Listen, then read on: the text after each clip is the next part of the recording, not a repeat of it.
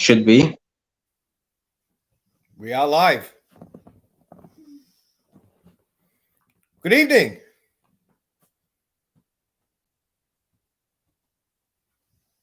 Hello. Let me just take a gander. Anybody here? The live stream is about 30 seconds behind. So hello everyone. Hello. How are you doing? Another live stream here tonight with Greyman. How you doing, Grey? I'm fantastic, mate. Much better than I deserve to be. How are you? Not bad, not bad. My hands are killing me. I've got all bumps and bruises everywhere. My skin's burnt off my thumbs. On my hands and knees today in the garden, weeding out all the weeds. Yeah. Talking about gardening all week and self-sustainability all week. Got me out in the garden. Yep. And that's the topic of tonight's show, isn't it? That's it. Self-sufficiency and sustainability.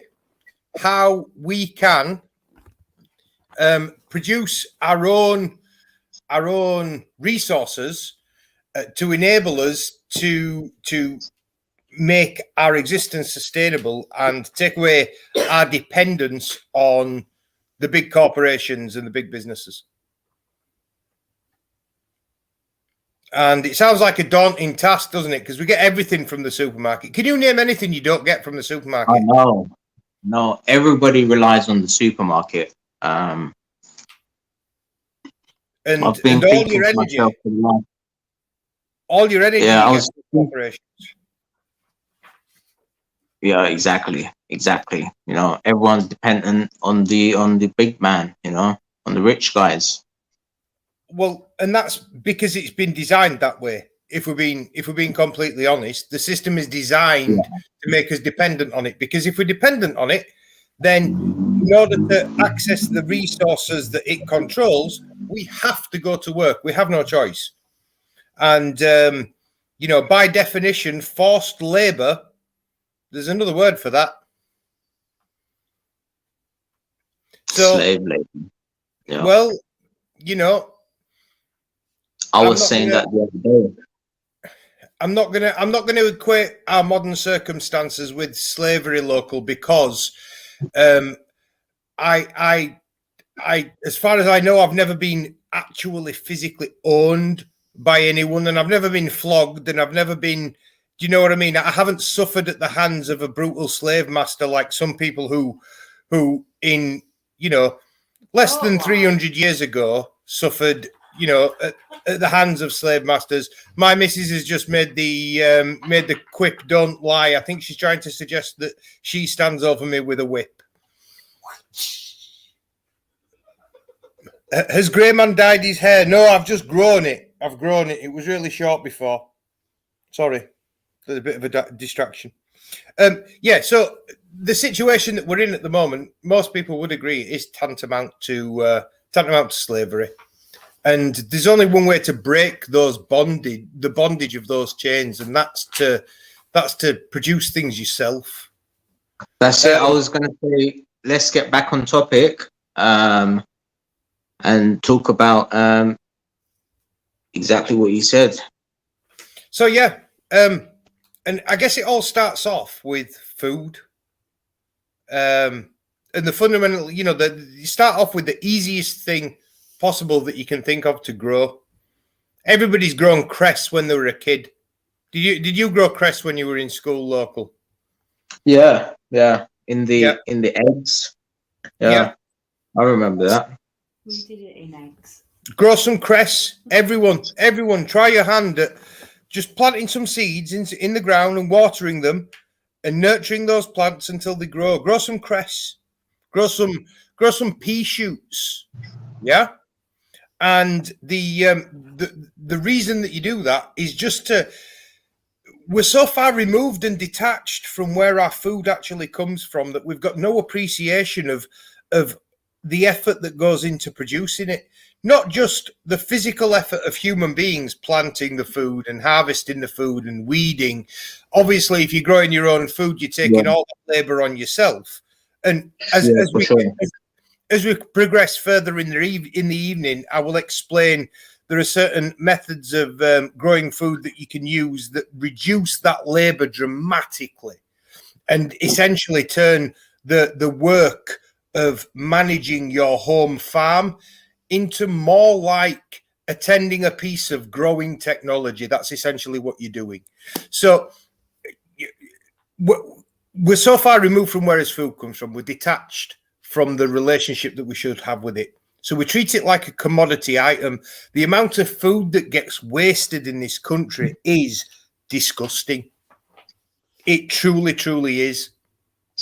And that's not just the stuff that gets thrown away in the supermarkets because it's past its sell-by date, or what gets scraped into the bin in restaurants, but it's in people's homes. I'm guilty of this myself.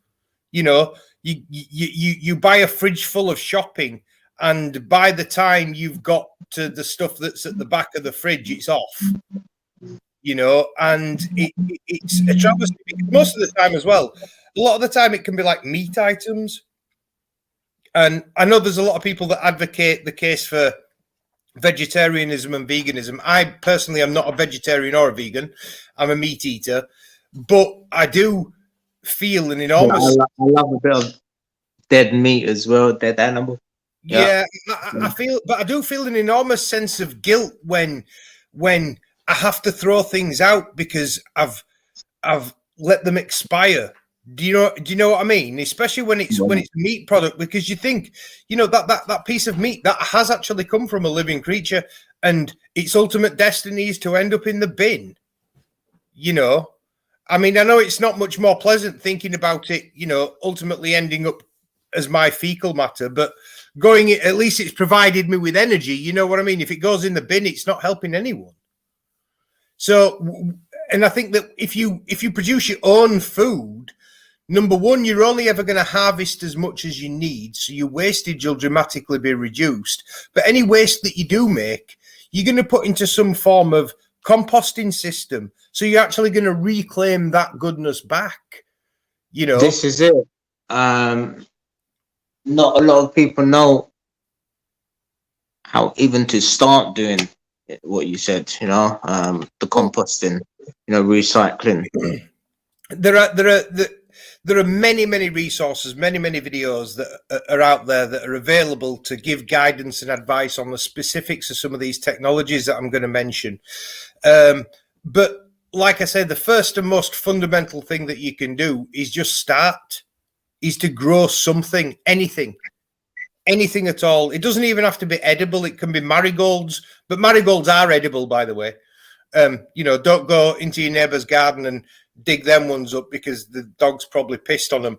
But, you know, and that's another thing as well, that another resource that people can take advantage of. There are loads and loads of places throughout the country where you can go foraging for wild foods.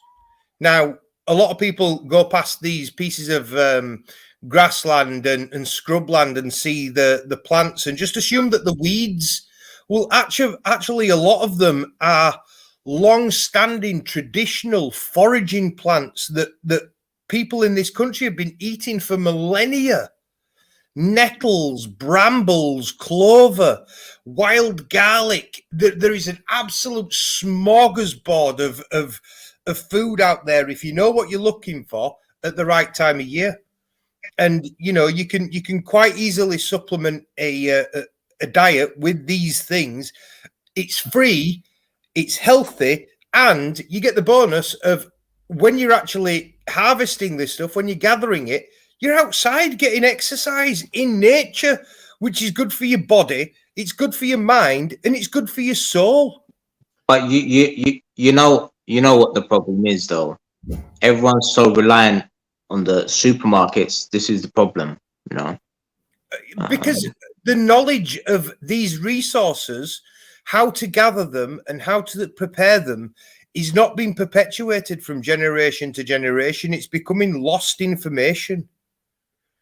And in an age of where information is absolutely abundant and you can get access to anything you want, it's not really something that's considered to be vital. But the minute that any sort of major societal collapse, and we're seeing this already. We're seeing. I remember when I were a kid. Yeah, you'd never see any empty shelves in the supermarkets. Now you're lucky to find some pieces of produce. Do you know what I mean? We've got supply chain issues that are getting ridiculous.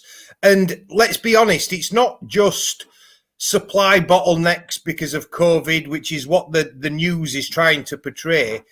What's actually happening, a lot of the food supply issues that we're starting to experience is because we're experiencing a shortage of phosphorus, which is a plant fertilizer, and the price of phosphorus going through the roof. I don't know the full story of this. So basically, there's three main nutrients that you need when you're growing any sort of food crop. You need nitrogen, you need phosphorus, and you need potassium. Sure. And those they're known as the NPK, yeah, nitrogen, N, P for phosphorus, and K for potassium, because K is for some reason the chemical symbol for potassium. But there's the process of extracting and refining phosphorus. Number one, it's very energy intensive, and number two, phosphorus isn't particularly abundant. Now, one of the things that you can actually do is you can make your own fertilizer that contains phosphorus. Nettles, for example, are high in phosphorus quite naturally, and you can either make it's almost like a nettle fermentation, like a nettle brew. It takes about a month and it stinks.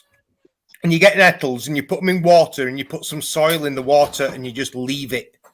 And the bacteria that's in the soil permeate through the water, break the nettles down, release all the chemicals that are in the water to produce fertilizer, phosphorus being amongst them. And alternatively, you could get some nettle tips, put them in a jar and cover them in brown sugar. And the process is called mastication. And I've used a similar method in culinary processes myself. If you can do it with strawberries, you can do it with cabbage. But basically, what happens is if you leave the sugar on there for a week, it forces all the moisture out of the cell structure of the nettle, and the extract from that is a very concentrated plant fertilizer that again is wonderful for a lot of food crops because it's high in NPK. So this little guy just wanted to come and say hello. We're Kitty Interlude. Hello, little guy. Hello. So, under a blood red sky, he just asked an interesting question. We're actually going to try and stick on the topic of self-sustainability tonight. We can have that conversation at another point if you like, but it's not really what we're going to discuss at the minute. Age cases put potash, top 3 producers, Russia, Ukraine, and Canada. You can make potash yourself. It is a bit of a laborious process, and you've got to have I think it's a rotary kiln that you need in order to be able to do it, but you can make it essentially at home. Let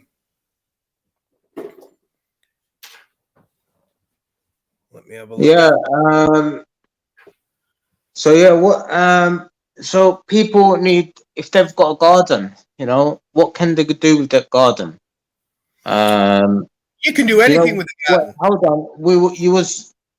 You spoke about recycling. So not only food, but also your plastic bottles. Instead of going to the shop, B&Q, Wix, and spending your money there, use your recycled bottles for plants. Plant pots. Absolutely. 2 litre bottles, 2 litre plastic bottles have an absolute multitude of uses after they've actually been bottles. The usefulness of a bottle holding pop is the least useful that bottle ever is. Honestly, that is really the case. So you can turn those bottles into plant containers. You can turn them into miniature greenhouses if you want to. So you've got soil in the bottom, you cut a hole in the side, and when you cut the hole in the side, you don't cut it all the way through. You essentially cut a flap, yeah, and then you plant in. You drill some holes, or get a heated screwdriver or a soldering iron, poke some holes in the bottom of the plastic to enable drainage. Leave the lid off because you want some airflow coming through. Put that bottle in the sun, make sure you water it, and your plant will grow inside there. More than okay. Very, very happy. Protected from the elements, a little bit warmer than what it would be if it were outside in the open air. Protected from wind. And one of the great things as well is you can hang them. These bottles, you could mount them on, mount a series of them on a fence or a wall. Some garden wire. That green garden wire is perfectly fine for that. It's not going to be holding a large amount of weight, so it's not going to put any undue strain. So you could literally, if you had a wall, you could just put a screw into the wall and tie the bottle to it. It looks a bit redneck. If we're being completely honest, it does. Some people might say it's a bit chavvy or whatever, but at the end of the day, that plastic bottle is going to last for over 10,000 years in landfill. Do you know what I mean? So me giving it a little bit of extra life outside of it being just a plastic bottle, I think is no bad thing for the environment and for the world in general, especially if it can make me some food. Yeah, this is the thing. People need to learn when they say, yes, I recycle, it's not just separating your plastic from your cans, and putting them in the right bin. You have to actually mean it and actually reuse what you've used, like your plastic bottles. Like you said, they got a expiry date of possibly 10,000 years, maybe even longer. Who knows? My friend, I am happy to hold my hand up and say, and you'll only get this if you're a child of the 80s, I am a womble. I'm a womble. I will walk around my local neighborhood and I will look for things that people have thrown away that I can use. Pallets are fantastic. Pallets are absolutely amazing. You can make a multitude of things out of them. You can make garden furniture out of them. Another thing that I stumbled across the other day was a divan bed base. The box beds that you can get that have got the boxes as the bases. Okay. They're covered in fabric. It's a wooden frame covered in fabric that's got wheels on it. So I took a Stanley blade. A couple of these have been dumped in my local neighborhood. I took a Stanley blade and cut the fabric off. And then I laid the frame down, upside down, and lined it with plastic. I took some wooden lats from a fence that a neighbour had thrown away. Those old flimsy panel fences with the really thin wood lats on. Because end of the day, it doesn't need to be anything thick. It's not supporting any weight. It's for aesthetics, is this wood latting. So put this wood latting along the side of the bed base, nailed it all on, filled the plastic that I'd lined the bed base with soil, and I've now got tomatoes growing in there. And I was just somebody mentioned in the chat, I think it was Age Case, about marigolds. I've got marigolds planted with my tomatoes because marigolds are great, as you say, attracting the pests that normally plague those sort of plants. So, and that's another thing, when you are growing your crops, once you do actually have food and plants in, there's a number of symbiotic relationships that you can form by planting two different types of plants together. They complement each other. For example, the example I've just used, marigolds drawing pests away from tomatoes. I don't mind if a big old caterpillar comes and eats my marigolds because they're not crop plants. But if that same caterpillar eats my tomatoes, I'm going to be devastated because I want my tomatoes. You know what I mean? So Under a Blood Red Sky says, don't dictate to me, Greyman. Menko Mafia have clipped what you... I don't care. Hold on. So, yeah. Like I said, that's just one thing that you can utilize that you find in your local neighborhood. Another project I'm actually going to start in the next couple of weeks or so is I keep seeing fridges abandoned in my local neighborhood. And what I want to do is turn those refrigerated units, because they're basically sealed environments. I want to turn them into seed germination incubators.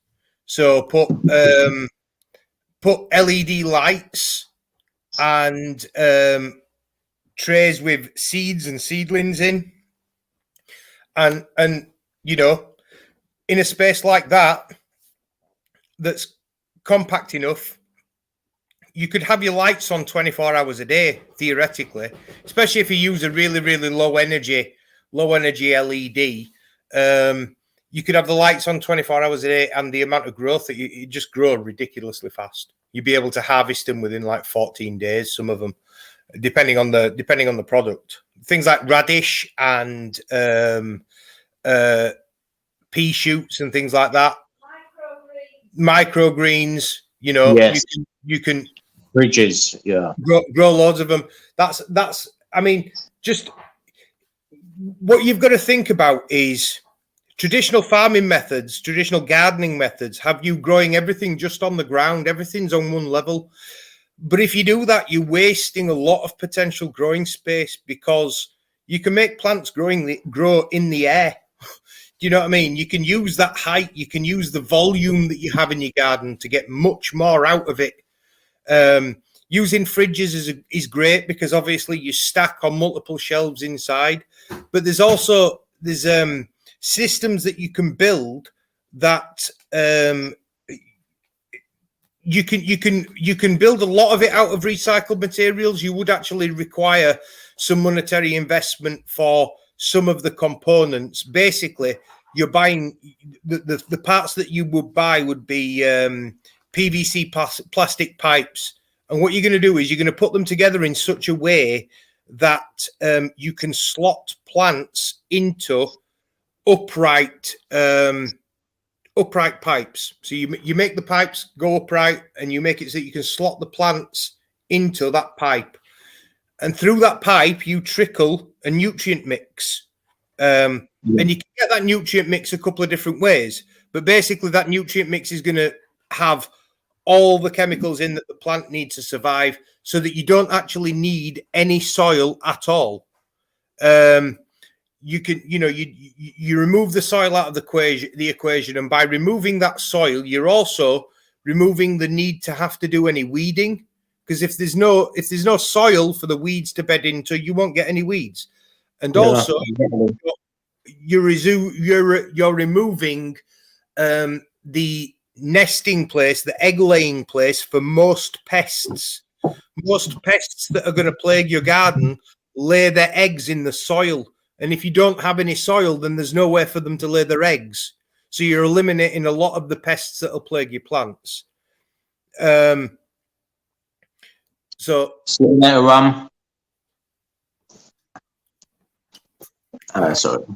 Yeah. Sorry, I won't blowing a kiss at Rum. My missus is just going up. So, yes. Oh yeah. Let's say hello to a few in the chat. We forgot about the chat. I usually say hello to the chat all the time. I usually make them press the bash the like button and then put one in the chat. Haven't done that in a while. That's usually for the do it. process. Let's see some ones. No, hello to everybody in the chat. Let's read some names out. We've got Age Case. Hello, Age. Hello, Dawn. Morning. Sila Ram is back. We've got Gary's Gardener. Hello. We've got Under a Blood Red Sky. Hello, mate. Thank you to everybody for being here tonight. I know it's late, but I like to. I'm a night shifter, so I sleep during the day and I'm up during the night. All of you guys know this. So yeah, It's called the graveyard, mate.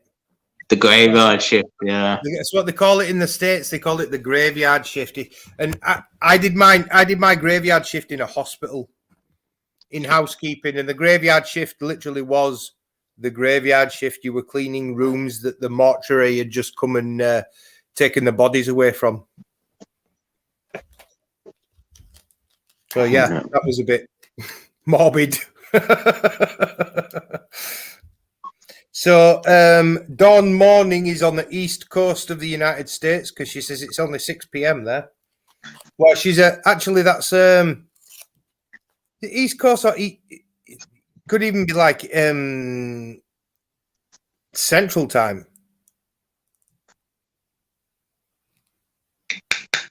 I think. I'm sure she'll tell us. So, what are people? Are people scared to start growing their own food? It can be a bit intimidating, can't it? Because when you go to places like B&Q, yeah, and you start walking around a place like B&Q, and if you've never done it before, the first thing that pops into your head is, oh my God, there's so much choice. What the fuck do I even buy? Where do I start? And it can be a bit intimidating and a bit bewildering.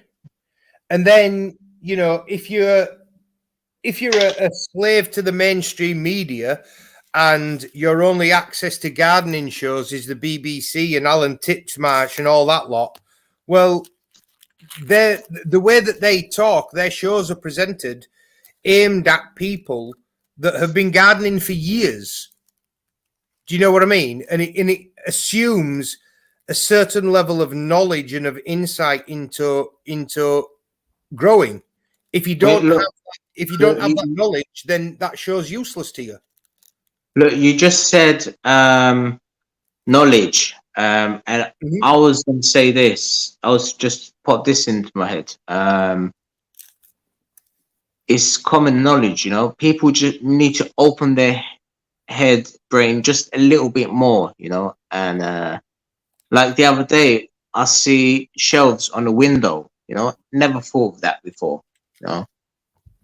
Have my plant pot on a shelf stuck onto my window, you know. Oh yeah, you know that those planter bottles we were talking about earlier, local.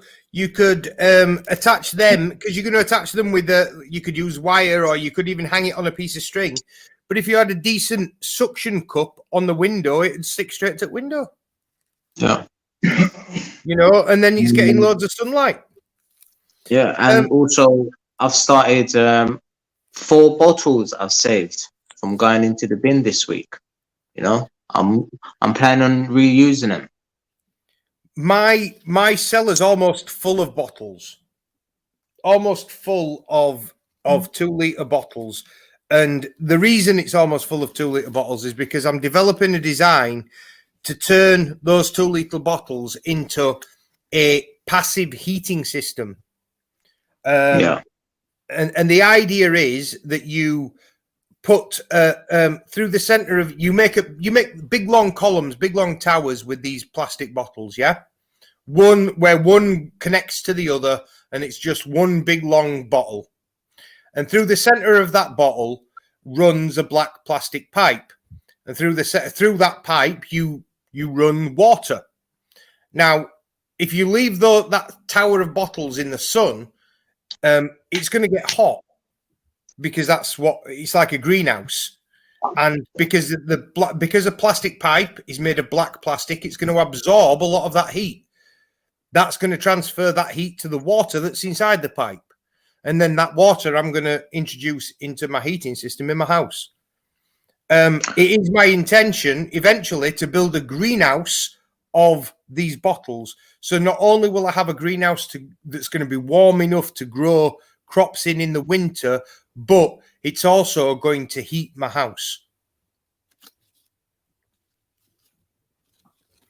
Under Blood Red Sky, politics, we're going to leave that for another show. Today is all about self-sustainability and awareness of it.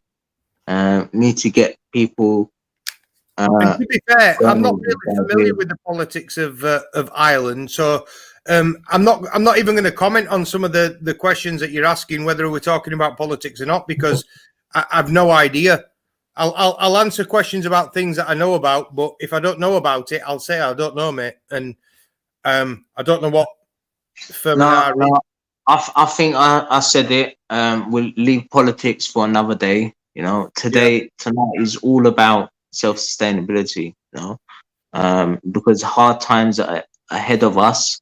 You know, so we need to start getting people to think, you know, about this sort of shit. You know.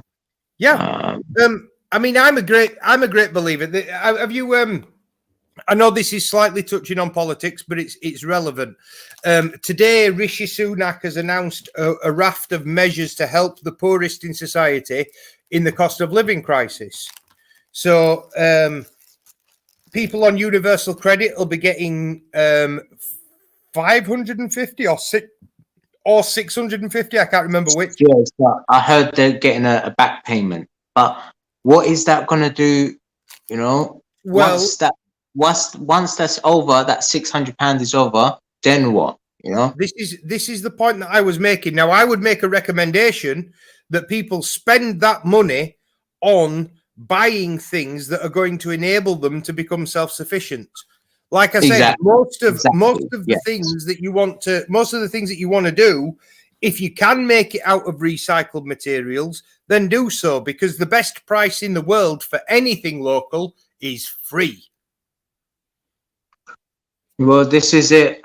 We have to start changing people's mindsets with regards to self living on your own. You know, off grid maybe. You know, well, I mean, or just without needing to go shopping to the Tesco's. You know, and get your alcohol. You know, and get your sugar. You know. You know, if you developed the self-sustainability mindset, then you wouldn't even buy alcohol from the supermarket, because you would know and you'd have the resources at your disposal to be able to make it yourself. Honestly, alcohol's not hard to make. Wine and beer are very, very easy to make. Spirits are a little more tricky, but you can make your own alcohol. And if you're growing your own fruit, I can't think of anything more satisfying. You know, I can just imagine finishing a day's work in my garden and celebrating a harvest with a nice bottle of bubbly that I put down last year, you know, when I celebrated my last harvest. And the methods and technologies that I'm proposing, basically all it's doing is closing the loop on the cycles that already exist in nature. Yeah, when you say technology, it's not your phone, you know, it's not a gadget. Well, no, it's not, but it can be if you were any good at coding and you had a Raspberry Pi, you could certainly make an aquaponics system, or even your grow fridge. If you grow seedlings in your fridge, you could certainly make that so that it was controllable by your phone. You know, what I'm saying is, eventually, if you take these ideas to the nth degree and you refine them enough local, if you could, I mean, ideally, business investment would be awesome, and then we could just knock out these units, and people could grow, you know, as cheap as possible, and people could grow them. But the problem is, if you get a business involved, they're going to want to make profit. Yeah, that sounds like a long in the long. But things that people can do now. But we're talking about now, you know. Yeah, right. Now everyone's gonna feel it in 6 months. You know, we can't do what you said in 6 months. No, impossible. All right. So here's my suggestion. Do you want a suggestion of some immediate action, local? Yeah, that's what we need. Immediate action. Go to your local supermarket and buy a packet of seeds. Yes. Seeds. Yeah. Then go find a small piece of public land that's abandoned, that's covered in weeds. It can be a roadside verge. It could be the middle of a roundabout.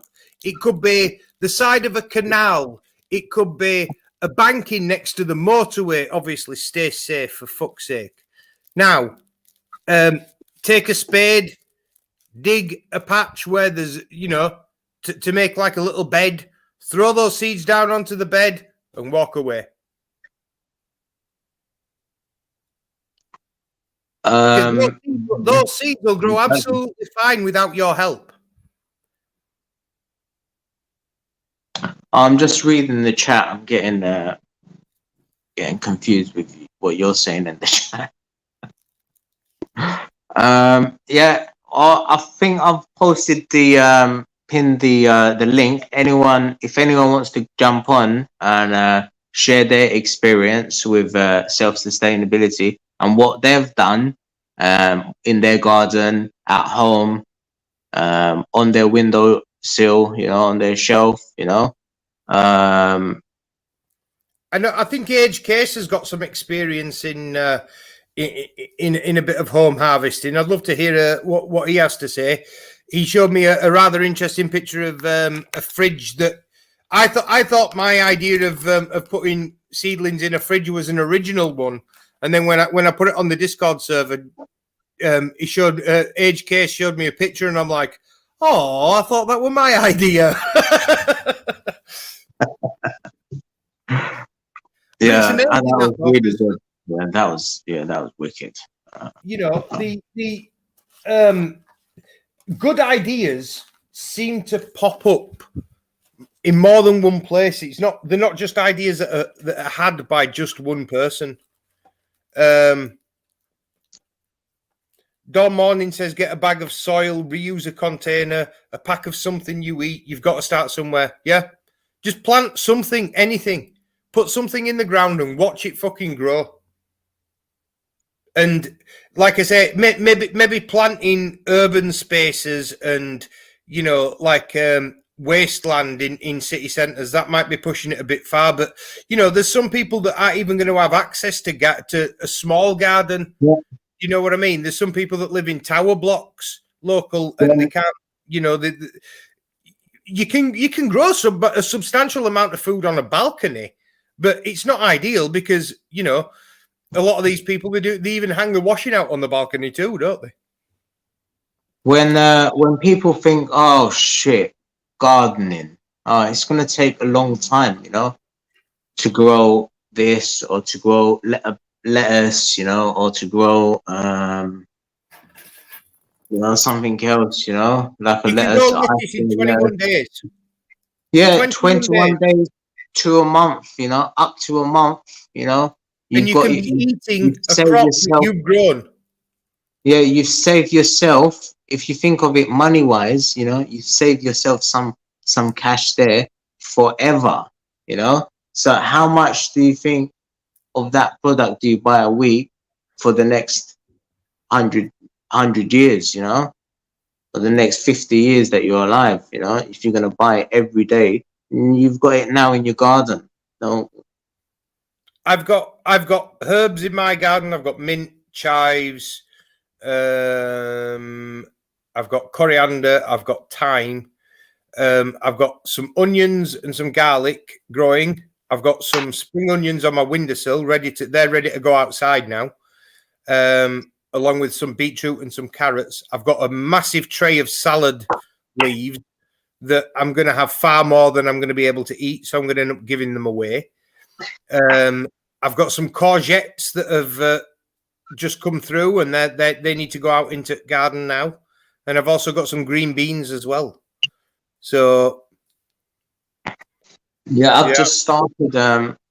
I said my fingers are all cut up because I was on my hands and knees today weeding. You know, so it's a start. Smoking. So yeah, I'd suggest to. Greyman, I was warned before about smoking. Oh right, what we can't smoke cigarettes, no?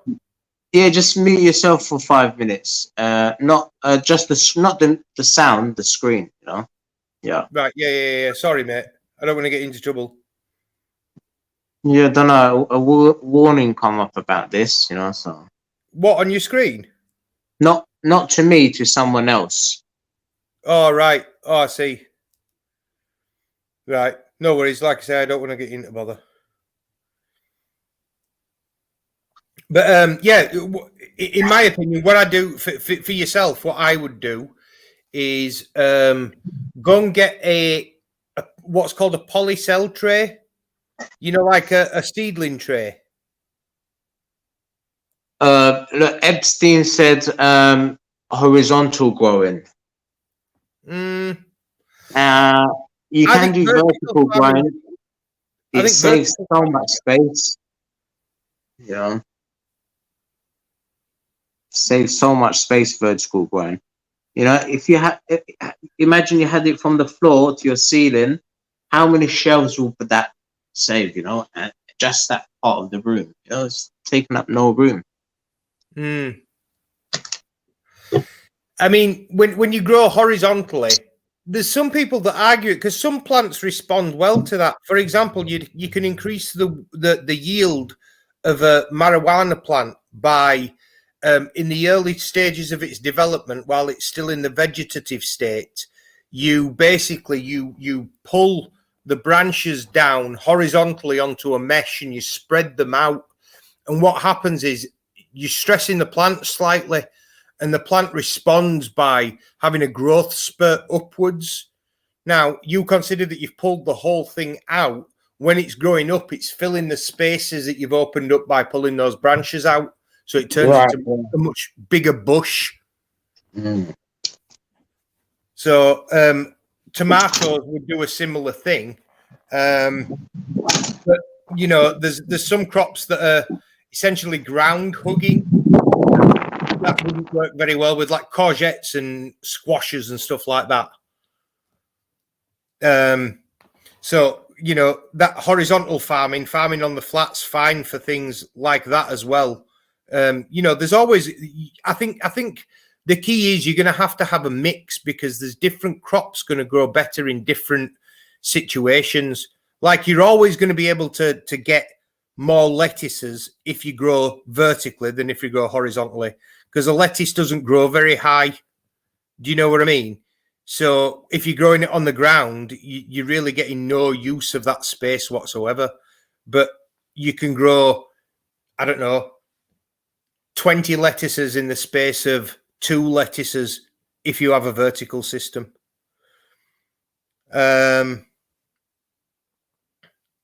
Make protein balls, make wine. Yeah, make everything.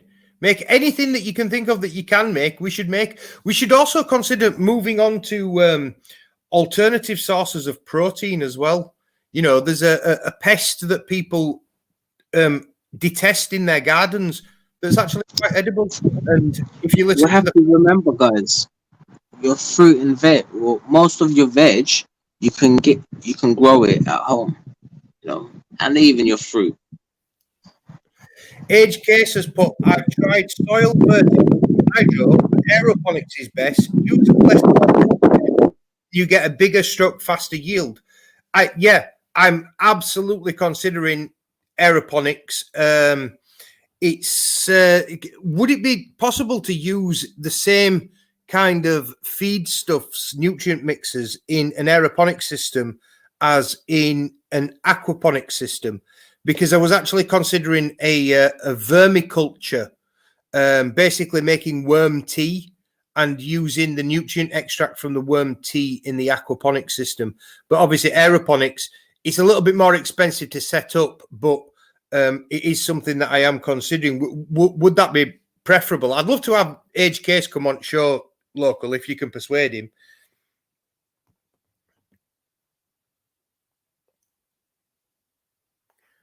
Is anybody else there? Am I speaking to my lonesome?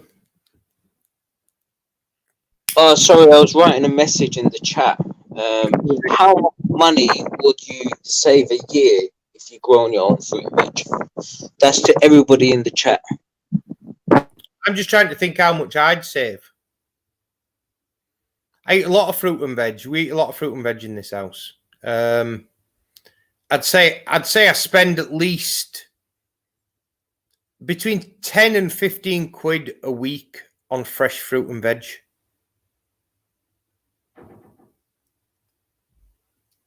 So what does that equate to a year? No, I will spend the blueberries in Tesco's, £3 a packet. Oh man! Imagine just buying one packet a day. That's how much? 7 times 3 is £21 of just blueberries a week. Times that by 4, that's what? That's £84 a week on Local. There's only one crop you need to grow in your garden, and that's fucking blueberries. If you're spending 21 quid on blueberries, mate, dedicate your entire space in your garden to the production of fucking blueberries, because you will get your money's worth. You'll crop them all at the same time, and then you'll have to freeze most of them, but you'll have blueberries, and you'll save a lot of fucking money. Hold on, this is just blueberries we're talking about. Yeah, exactly. If you turned over your whole garden to growing blueberries, if blueberries were all you grew in your garden, you'd be saving a massive amount of money. Can the person in the back flip me off, please? The person in the back flip you off? I don't know what's going on this evening. Mrs. J says, get a greenhouse. I am intending on building a greenhouse. As I said, I'm going to make it out of 2 litre disposed 2 litre bottles. We've got Age Case joining us. How are you doing, pal? How's it going, man? You all right? I'm fantastic, mate. Better for talking to you. How's everyone doing in the chat? You all good? I think they're all right this evening. It's a fairly nice crowd. I haven't experienced too much hostility so far, which is unusual for YouTube, especially at this time of night. Yeah, I know. People get drinks in and the wits go out at window, don't they? Yeah. Hello, all the zombies coming.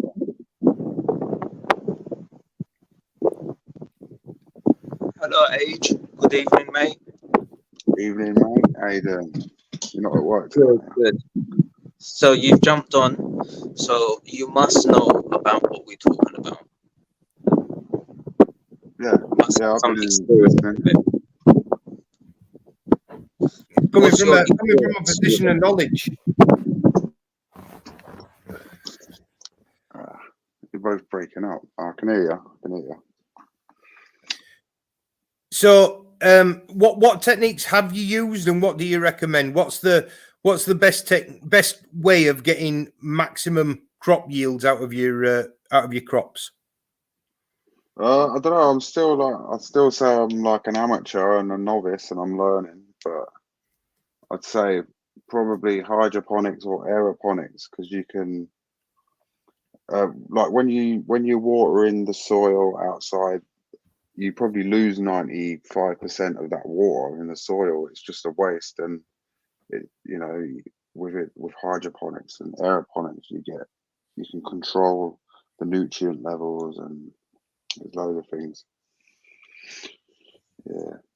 So it's more controllable using a system where you're actually, you have direct control over the nutrients, isn't it? You can if your plants are slightly potassium deficient, you can introduce more potassium into the system, and you can actually buy equipment that you can test the nutrient mix with to make sure that it has the right level of nutrients in it. Can't you? Yeah, you can get those little strips. Like I get loads of them. They're really cheap. What they're called? Litmus. No, what are they called? Fuck. Can't It's remember like what they're litmus called. paper, isn't it? It changes color. Yeah, yeah. And you can also get, as I said, you know, if you've got a knowledge of computers, and I'm sure there's somebody out there that's into coding in community that would be able to point in the right direction, but you can basically automate most of these systems if you've got the right knowledge. Yeah, definitely. So you could essentially control it all from your phone, incorporate camera feeds and stuff into it if you really wanted to. Yeah. You know, and so you can remotely monitor your crops from anywhere in the world, and you go on holiday, you don't have to worry about your crops failing. You can, you know, basically tend them from wherever you are. Yeah. Yeah. Yeah, so that's kind of the direction that I'm thinking that eventually households will have to go in, because, and I say that for there's a number of reasons why that's the case. The climate change issue that's happening at the moment, a massive contribution to our climate emissions is the food miles that the food has to travel to get from where it's made to where it's eaten. And obviously, if you are growing the food that you eat, that food then no longer has to be shipped vast distances and doesn't have the carbon footprint associated with it. And the carbon footprint that would, you know, even if you were growing under lights in a fridge, for example, the carbon footprint that would be associated with the electricity used to run that system would be negligible compared to the same output, you know, in terms of weight from a commercial farm. And as well, you know, you've got direct control over the what chemicals are used in it as well. It's not, you know, you're not spraying it with pesticides and herbicides. You know, I live in Huddersfield, for those of you who don't know, and we're home to a company called AstraZeneca, a massive chemical and pharmaceutical company based in they've got a factory in Huddersfield. It used to be called ICI, and they made paints and stuff down there. They used to make TNT back in there.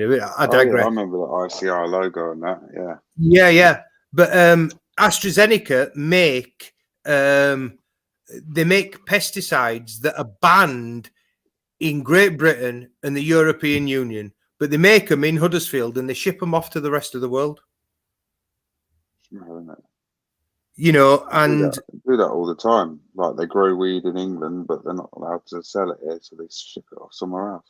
You know, it's absolutely ridiculous, isn't it? I really do not understand the mentality of world trade. To me, I think world trade and like globalization is one of the biggest killers to the planet.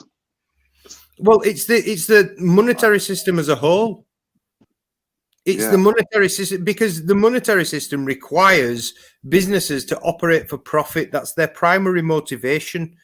When profit is your primary motivation, all of the considerations go out the window, including the environment and the people and animals, and you know you share that environment with. Yeah, and then you get places like Holland.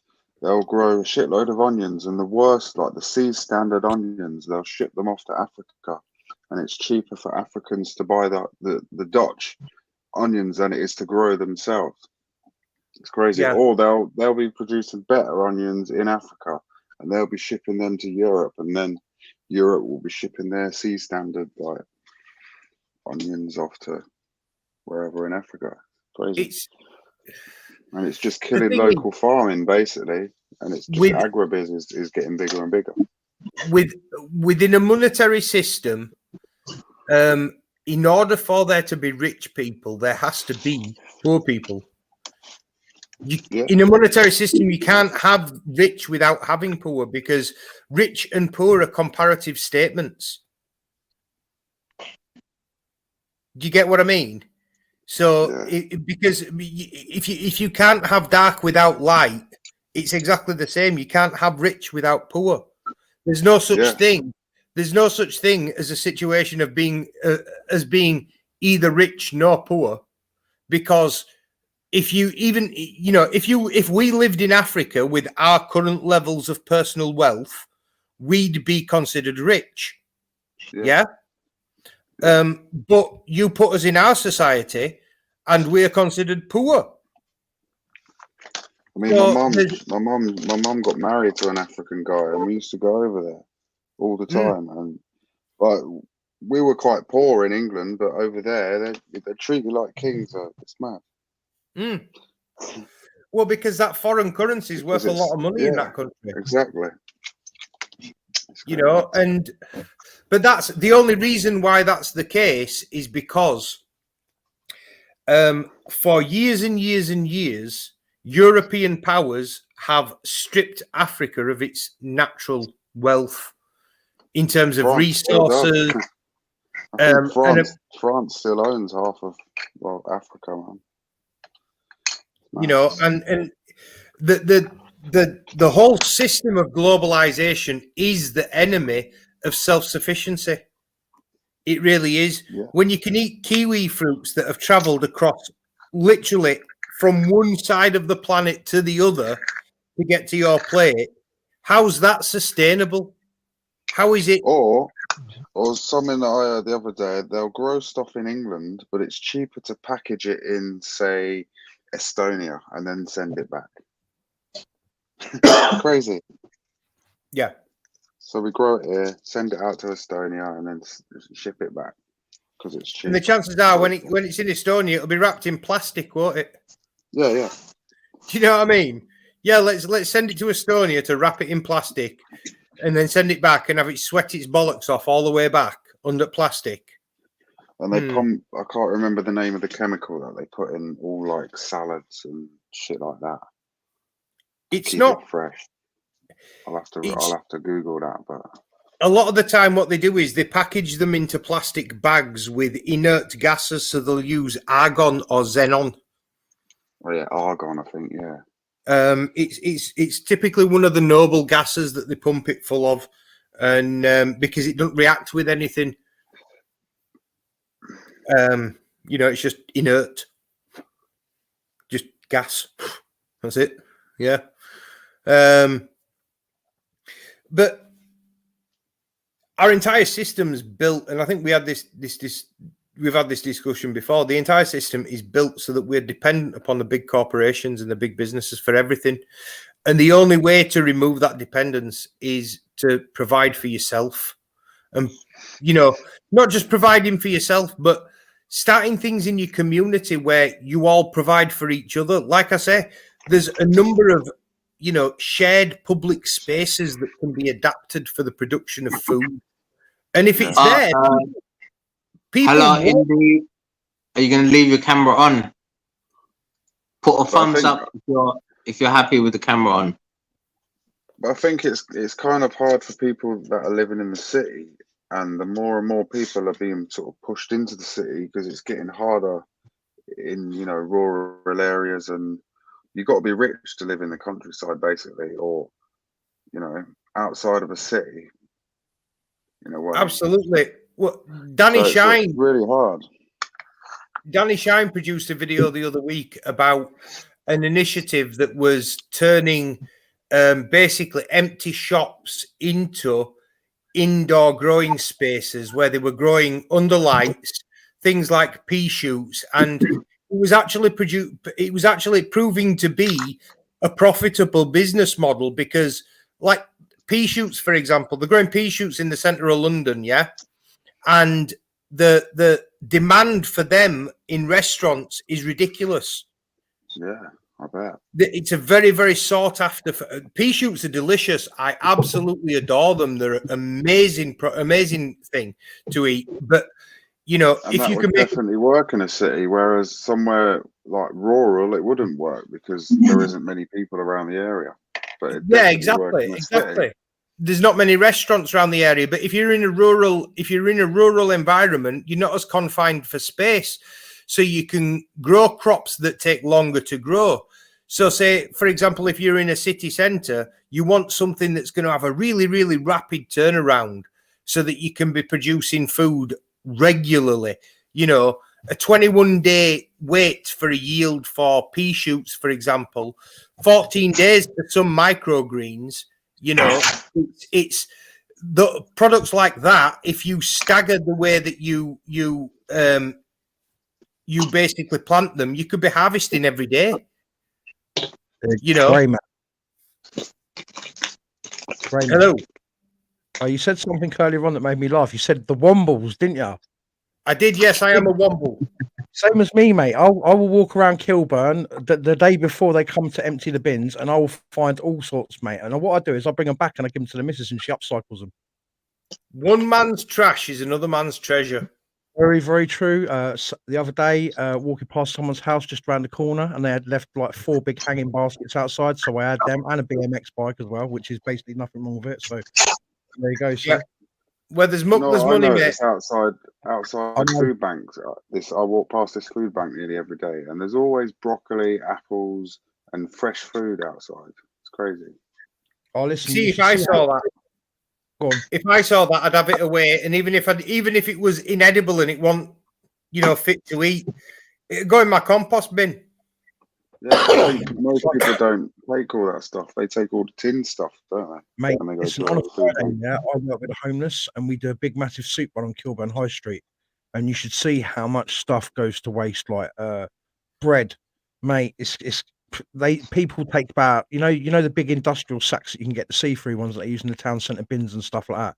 One of them full up with bread, and there's no way that they can eat it. Or you just look at them and think, man, good luck with you. Make some bread pudding with that, man. Yeah. Well, so much wastage everywhere. Mad, isn't it? Yeah. If you were intelligent about it, there's lots of things you can do with bread. I mean, bread. I trained as a chef, so did I. The amount of things you can make, you make croutons, make breadcrumbs. They all freeze. Do you know what I'd do? Yeah. I would use it to make ground bait to catch fish. Mate, that's a great idea. There you go. Yeah, it's another one. All you got to do is dry it out, add a few little supplements to it, like summertime.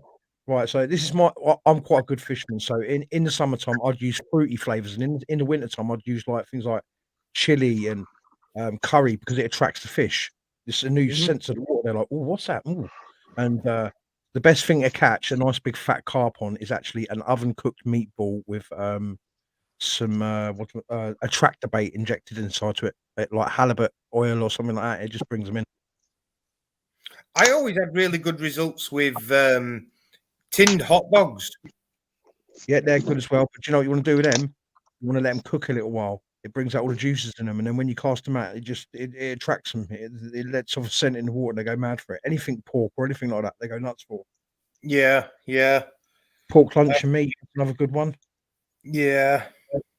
Spam. Like when I go fishing, what I do is I'll get this device. It's called a riddle. It's like a really fine sieve, and I'll push all through that, and basically I'll incorporate it into the breadcrumbs, sweet corn, or whatever I'm using, and it brings the fish in big time.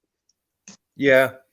I've got a river and a canal literally a stone's throw from my house. I ain't got any fishing kit at the minute, but invest in some for the summer. It's the best thing to do. Go sit down by the river, a couple of doobies, mate. You can sit there for 2 hours and you wouldn't even know the time's gone by. Well, I can do that anyway. There you go. I've got a canal just down the road in Camden, which is a lot of bollocks because all you get is a load of junkies sitting by it, off their faces, causing trouble, looking to rob people. Oh no! I was gonna say we got another guy from Camden. These Camden guys on YouTube are starting so much drama. I mean, I don't do drama. Got to watch these guys. The closest I come to drama is walking into the bedroom when the missus has got the EastEnders rerun on, and I walk straight back out again. I'd leave my missus if I caught her watching BBC. Well, mate, it was on the cards for a little while. Now she's watching Amazon box, so I can't really complain. But I wasn't expecting you to agree with me, to be honest with you. Hey, I I don't thought like that might be a contentious the opinion. anything that they stand for, they're full of crap. Paedophile protectors, mate. No time for them.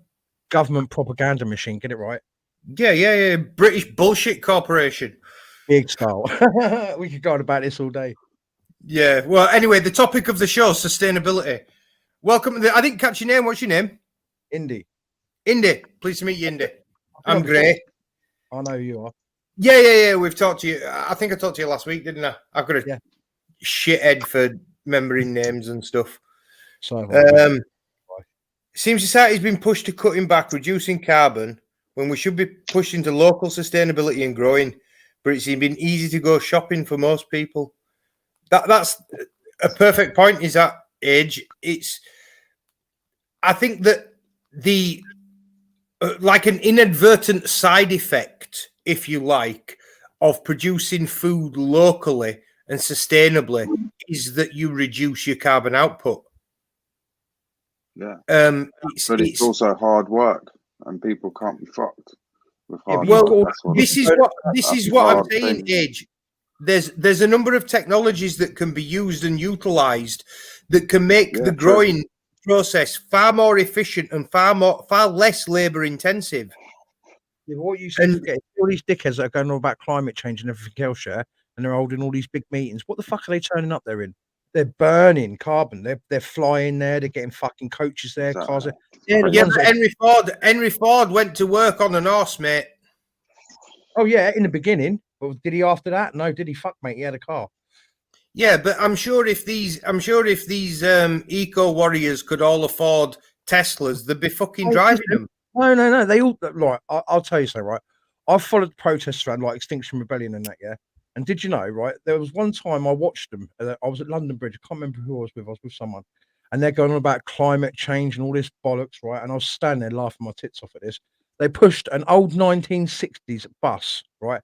Now, to me, this is pathetic. How would they have got that into central London? It wasn't solar powered, right? It's a 1960s single decker bus. Right. So how they got it into London? Obviously, they've had to have driven it there, yeah? I mean, do you know what? They're hypocrites. Yeah. Big style. Fair enough. I'm sure that they'll take that point. But the fact is, what they've done is they've seen that there's an issue on the horizon. And they're convinced by the information that there's a crisis that's imminent, yeah? They have that belief. And they have the courage to do something to stand up for what they believe is right. And for that, my friend, whether you agree with their tactics, whether you think that they're hypocrites, you have to give them respect. They're willing to put their bodies and their freedom on the line in order to stand up for something that they believe in. Oh. Are you willing to do that for anything that you believe in? Oh, I have done for the last 2 years, mate. I've been there at the front line at all the protests in central London. So you've got to concede that even if you don't agree with the tactics, their belief and their courage in doing what they're doing is admirable. Do you know the only thing that I find admirable is when I see one of them sticking their face to a window, and I think, Jesus, that's going to hurt when you come off there, mate. I wouldn't want to be you. You're going to have a skin graft up your ass. Well, yeah, definitely. I think, like you're saying, they're admirable, but I think they've got a really good marketing campaign, and they plan things really well. That's why they get national coverage.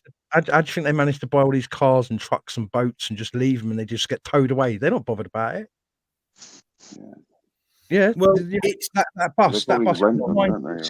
No, mate. Even if it was rented, it would have been kept for evidence in the case. It wouldn't have been given straight back. It'd be kept as an exhibit. Like this bus, do you remember the old buses from the 1950s, 1960s that used to have they'd be two-tone, so you've got a cream top on the back, you jump on the back. Yeah. One of them, mate. See them? They're worth a pretty penny if you've got one in the condition that they had. The one that they had, and it was an open top thing. So what you do is there's a big canvas thing, and you'd slide it back, and it'd roll into the back end of the bus. And I was like, bloody hell, man, that must be a pretty penny. But to get it there, they've got to have driven it there. And then I've seen them turn up in like big luxury Land Rovers and stuff like that. You know, these big massive Vogues, and they're going on about, oh yeah, it makes me laugh. See, I think that they're protesting the wrong thing. That's Climate change. Climate change. It's a symptom. It's a symptom of a deeper and wider problem, and that problem is the monetary system. Well, yeah, I'll give you another thing about it. I had some guy giving away bits and pieces on my high street the other day, and do you know what he was giving away? He was giving away DVDs on digital currency and how you just stop spending your hard-earned cash and go to a digital currency. And I'm like, One DVD.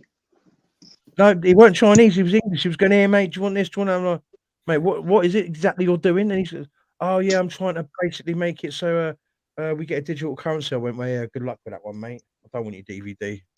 Keep it. It's probably not even worth the disc is printed on, mate. And he said it was like 5 or 6 minutes about how the world would be a better place if we bought into a digital currency. And any form of currency is a method of control. Of course it is. So Exactly whether it's digital or actual, it doesn't matter. You know, I still spend cash. Personally. Well, I don't even use my bank card, for fuck's sake. I go to the cash point, get out cash, and go and use my Well, bank. I'd say it's more like it's an exchange that is controlled in a way. Like they Everything. control the whole system, but it's kind of an exchange because if we didn't have money, we'd be I've got a- exchanging something. It'd be gold or it'd be. I think I or disagree. labour. I think I disagree. In fact, I know I do. And the reason that I disagree is because if you could reach a level of society where people's needs were being met in the local environment, i.e., at home or very close to it, then the whole you don't if you can provide food for your family without needing to spend money and energy for your family without needing to spend money, those things are requisites for life, and if you can provide those, then you reduce people's need to be dependent on the system. People only definitely. I agree with that. I was kind of people only saying go to work because they've got to within feed the system. themselves. Yeah, Yeah, but I'm saying yeah. like within the system, it's kind of a form of exchange, isn't it? Sort of thing. Well, yes, but we've got to get away from. The problem is whenever you have that idea that you need to have an equitable exchange in those relationships, even if it's your intention to be equitable, it might not be Indy's intention to be equitable, and he might try and screw you over. Yeah. Now, because human beings are like that, and because we have this idea that exchanges need to be equitable, right? But even when we put in a mediatory substance like currency in the middle, so that, say, for example, Age is selling a kilo of apples and Indy is selling a kilo of bananas, that they can both get what they want for their exchange. There is no way on this earth I'm swapping apples for bananas with this monkeypox going around. I need my bananas and you know. I've even taken up scratching my balls with my toes. So please don't take my bananas away. I won't be able to deal with it. No potassium or anything. I'll end up falling to pieces and growing a tail. So the idea is that if money is a means of quantifying the value of something to make exchange easier, so that you can compare two items that are not similar, find a value for them, and so that you can work out that 2 kilos of bananas is worth 1 kilo of apples. Yeah. Whatever your financial system, that's how it works. Now, if you're in control of that financial system, it was either J.D. Rockefeller or Rothschild. I can't remember who said this. One of them said, and this was in the 1920s when the Federal Reserve was moving away from the gold standard. He basically said, give me control of a country's monetary supply, and I care not who makes its laws. And basically what that means is that if you're in control of the cost of goods and the rate of inflation and the interest rate, like they're controlled by our banking and corporate elites. And I'm sorry, but nobody can tell me that they're not acting in collusion at this point in time. Must have been Rothschild, didn't it? I think it was Rothschild. Yeah. But no one can tell me that those parties, that the banks and the corporations, that they're not acting in collusion at the moment, because they are. They know what they're doing. They've realized that that the economy that we have that's based on fossil fuels has got a limited shelf life because we're moving away from fossil fuels. So the oil companies are trying to extract as much cash from the economy. They know that there's been a load of money pumped into the economy because of COVID. They're trying to wring as much money out of the economy as possible in order to because their entire business model is going to go down the pan in the next 50 years. We're reaching a point of peak capitalism. It's, never mind peak oil. The oil's not going to run out. There'll still be oil, but we'll have moved away from oil. And the capitalist economy that's based on that oil is just going to dissipate. It's going to disappear. That was a Jacob. Call it net. Greyman. What do they call it? Net That was production. what, sorry? When it becomes too much to produce oil, it's It when it becomes too much to extract it and then refine it, that's when societies will crumble. Jacob Rothschild, you're saying independent? Yeah, that's what Anoniku's wrote in the chat. I'm just repeating what he said. Yeah, He's usually that quotation that Greyman just said. He said he didn't know whether or not it was Rothschild or Rockefeller.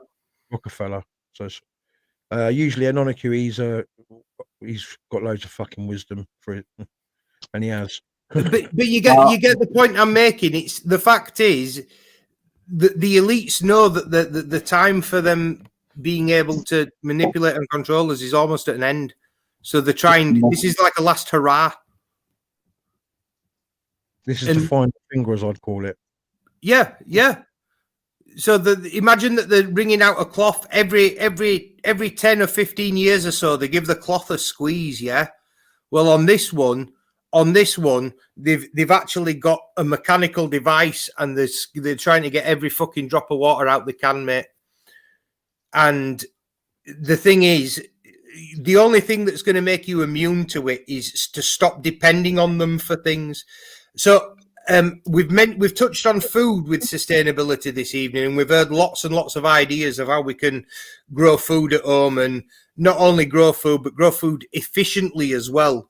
And I should also point out that the nutritional benefits of, the food that you eat, not having gone through the supply chain, not having been treated with commercial pesticides and growth hormones, far better for you, so there's health benefits associated with it as well. But I also wanted to touch on this evening, alternative energy solutions. Now, if you're growing your own food at home, you're going to have plant waste. Yeah, because you don't eat all the plant. If you grow strawberries, you only ever eat the berries. And at the end of the season, those plants, they get discarded. Now, those plants you could just throw onto your compost pile, and you could make some fantastic soil for the following year. However, look, we need to talk to someone that lives on a boat, because their main source of power is through solar. Right. Well, no, not necessarily. It depends on what you've got on your boat, innit? Because I know boats to have electricity, and when you're more up, you can plug it into the mains at the marina and stuff like that. So not all boats are solar. There are some boats that you can basically, when you drop the anchor, if you're in an area where there's a lot of motion in the waves, there's basically a dynamo attached to your anchor cable, and as your boat bobs up and down on the waves, the motion within the anchor cable is captured and generates electricity. That's pretty cool. Yep. Well, there's also I see a lot of fans on the boat, you know, riding down the canal, you know.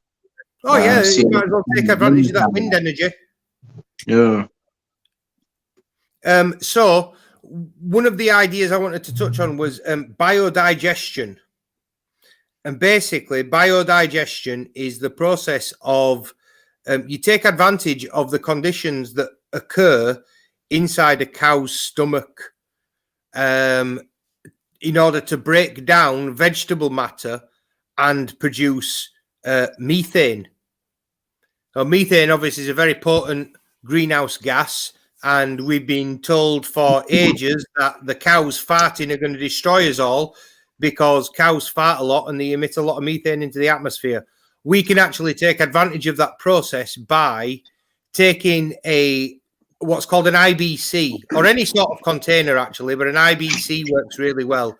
An IBC is a big tank on a pallet surrounded by a metal cage. Yeah, or petrol or whatever in them. Yeah. So Yeah, basically, you put the cow manure in the bottom of this tank and you put some water in it. And then you throw in all your plant material, all your kitchen waste, anything. This thing will eat your feces. It will eat anything that's not wood, that's naturally occurring, naturally growing. Yeah. So it will convert fabrics, it will convert cardboard, it will convert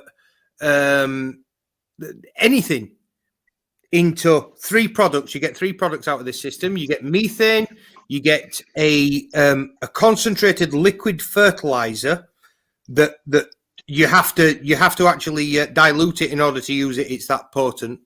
And you also get a powdered substrate soil conditioner material. It's the gardeners call it black gold essentially. Now the methane you can filter to take any impurities out of it. You pass it through a filtration system. It can be compressed into gas bottles and burnt on a barbecue. You can get boilers that are adapted to burn propane. It will burn in those boilers. You can you can use it on a generator to produce electricity, and you could also put it into an LPG converted car and run your car on it. And this can be produced using the waste that you find that you produce yourself, or you find every day in your community.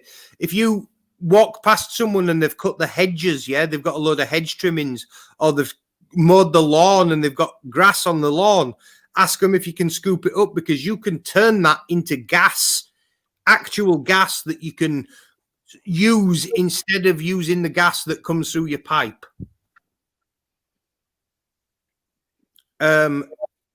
That's biodigestion.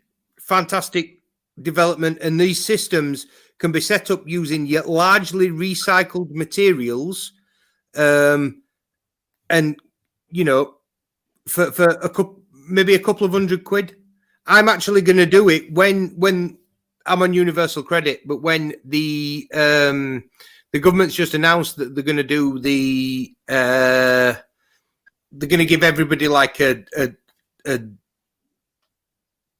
top up, basically, you know, to help cover the cost of living increase. They've announced it today.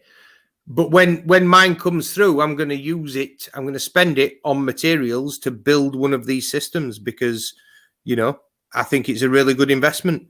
If I can produce my own gas and reduce that expense from my budget, it can only be a good thing, right? Yep, saving money is always a good thing. Exactly. Like I say, I touched on the technology earlier about the 2-litre bottles with the pipes running through them to produce a passive solar heating for your house. if you were to put one of those systems on your roof, because you don't require the sunlight to pass through the bottles, like you would if the bottles make up the wall of a greenhouse, you can take drink cans, cut the top off, cut the bottom off, and make one cut down the side and open them out so they make like a concave mirror. Yeah. And line the bottles with those concave mirrors. What that's going to do is further intensify the sunlight that's going to hit them, increasing the heat on the black pipe, increasing the efficiency of your water heating system. Yeah. I was discussing it with someone who lives up in Scotland yesterday, and he said he's actually really eager to try and build one of these systems because the cost of heating oil is getting to the point where it's ridiculous. He can't afford to heat his house anymore. Right. Things are getting stupid, man. And that I'm oil gonna over shoot there off, guys. is quite It's expensive. been good chatting. Yeah, I'm gonna do the same actually. Bed's calling me. Right, boys, I'll see you later. Take it See easy. you All later. right, take care, man. See you later, Gray. So, interesting conversation. Yeah, that's good, man. Hopefully, they take. Well, HK is doing it. I Yeah. want to see you as well. Indeed, next time I come round, I want to see some plant pots with some vegetables inside growing. Yeah. All it takes is for you to start. And once you start, it is like a bug. Once you get your first seedlings poke through the top of that compost, the top of that soil, every day, sometimes multiple times a day, I'll find myself just staring at them, looking to see if there's any imperfections or, do they have enough water? Do they look like they're warm enough? And they almost become like your children. It's a really, really good for your mental health in that it gives you something positive and something constructive to focus on. And, at the end of it, you're going to be eating a lot healthier than what you would be because you've got access to nutritious, clean, free vegetables and fruit as well if you choose to grow fruit. Exactly. Yeah, you won't have to depend on supermarkets like Tesco's and Asda, Sainsbury's. Overpriced blueberries, £3 in Tesco's. See, mate, if you ask me, even though my primary goal, my primary motivation in life, if you ask me what my ambition in life would be that ambition would be to tear this whole rotten fucking castle down. That would be my ambition in life. But I will say the fact that this hurts the supermarkets, for me, is only a fringe benefit. Because this will benefit, me growing my own food will benefit me on a far greater level than just sticking two fingers up to Sainsbury's and Tesco's. Look, with all of this gardening stuff, because I've got livestock, well, I've got only one left, But if I had livestock like I did before, we used to go through one whole lettuce a day. Easily. With our 5 chickens, Yeah. half a lettuce a day. So that's one lettuce a day, In shops, they sell that for $1.59 for just one lettuce, So imagine every day buying a lettuce for $1.59. That's a tenner a week I'm saving. And if you can grow 10 lettuces a week, which is entirely feasible, you'll have a lettuce a day to give to your chickens, and you'll have 3 throughout the course of the week that you can eat yourself. Yeah. It's or just for the chickens. Yeah. Yeah, it's a no-brainer situation. There's so many. The thing is, the information's out there for people to access, and I guess what frustrates me is the fact that I think that things like this should be taught in schools. We should be taught in schools how to grow our own food and how to. Fill you in is saying 50p in Lidl's, maybe, but I don't like to support the corporations. You know, I like to support the local businesses. That's why they call you local, man. Yeah. So yeah, watercress, mint, tomatoes. Oh, is that what you're growing at the moment, Purple Smith? Tomatoes in speech bubbles. I wonder what it really means. See, apparently you can make some of these fridge grow boxes really, really stealthy, local. Like you can't tell that there's anything inside them. From the outside, they just look like a fridge. Yeah, and inside you open it up, it's a forest. Yeah. Yeah. I think the only problem you would have would be the smell, wouldn't it? There's certain plants you can grow that when they're growing, they can be quite pungent. You know, lavender, for example. Oh, I like the smell of lavender. I think everybody has lavender in their house with their cleaning product. I like the smell of lavender too, but if lavender's all my neighbors can smell, sooner or later they're going to complain about it. And the last thing I want is a copper walking past and smelling lavender when I'm growing lavender. You get what I mean? The problem that I'm have to get used to it when you grow it. I don't think you get that I'm not really talking about lavender. I know what you're saying.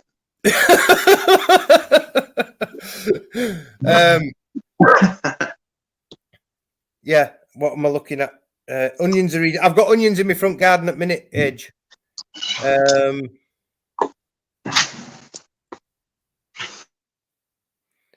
Yeah, I bet it would have done. They enjoy very, very similar growing conditions to those two plants. Agent X says real lavender discourages insects and acts as pesticides. Lavender is incredible because it discourages insects apart from pollinators. It encourages bees. And obviously bees are very, very useful in your garden, if anybody doesn't know. Here's one thing that I was actually considering. How hard would it be to grow crocuses in a fridge?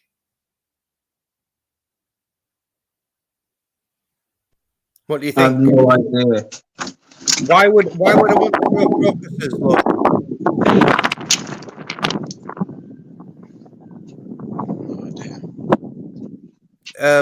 Well, in the stamen of the crocus is also known as saffron.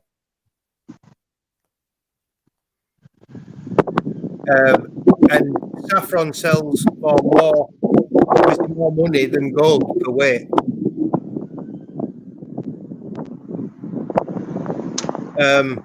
So yeah, just so you know, that's what I'm considering. If I could have trays and trays of crocuses and harvest a load of saffron, you can make quite a bit of money out of it. Is it legal? Is it a legal thing? Well, yeah, of course it is. It's a spice. They use it in cooking. It's in paella. It's what gives paella its a yellow colouring. Saffron. It's the dried stamen of the crocus flower, and it like I say, it's worth an absolute fortune. You sell it to restaurants for literally in the supermarket. In the supermarket, you can buy a pack that's got like 10 or 15 strands in, and it'll cost you £4 or £5. That's how expensive it is. Age K says saffron and wheat probably There we go. Your next door neighbor can grow there, and you can grow something else, and then you guys can trade with each other afterwards. Well, if my next door neighbor were growing something and I were growing something in mine, and we were both growing two different things, I'd say to him, listen, if you ever need anything that I've got in my fridge, go and get it. And even if he didn't say to me the same thing in return, I probably would, because I've made the offer. I've left the channel open. I'm not stealing it. It's the offer of cooperation. I don't think I'd want necessarily to trade, because then you get to the problem of, well, what I gave you was worth more than what you gave me. It's bullshit. The value of an item is the usefulness that it has for the person that's using it. Does that make sense? The only value a house has is the fact that it provides somebody with shelter. The property price of it is all that is the amount of money that somebody is willing to part with in order to own that property. The actual value of it is the fact that it gives shelter. Okay. But when you're talking about sustainability, you have to see the fruit and veg as free and not of worth money. It's free. Yeah. So there's no value to it. No. The only value is for your food. Yep. That's its only value. You can't sell it because it's free. Because who's going to buy something that's abundant and you can just go down the water? It's like air. The only reason that air isn't taxed is because there's so much of it. Does that make sense? If there was a way of the government limiting the amount of air that you intake, you can guarantee there'd be an air tax. In China, there's bottles of air you can buy. Yep. Okay. Yep. I mean, that's purely and simply because China's got such bad pollution that a sniff of the air from the Alps is like, I don't know, sniffing Katie Price and knickers. The hospitals use air as well. Yeah. Well, that's for obviously they use concentrated oxygen for patients in breathing difficulties. They also use compressed air in order to force people's airways open sometimes. They look at selling air by quality. Mushrooms are also another really good cash crop if anybody's got a basement. Truffles are worth a fortune in top restaurants. Ian, yeah, they are, but unfortunately it's kind of hard to grow truffles at home because they are a fungus that attach themselves to mature oak trees. Now, you can buy impregnated acorns that have been impregnated with the truffle fungus, and you get to go plant them, but they don't mature for about 150 years, so it's kind of not something that we can use to head off the current sustainability crisis. It would be nice because truffles are absolutely delicious. I mean, yeah. You'd need a pig or a dog, though.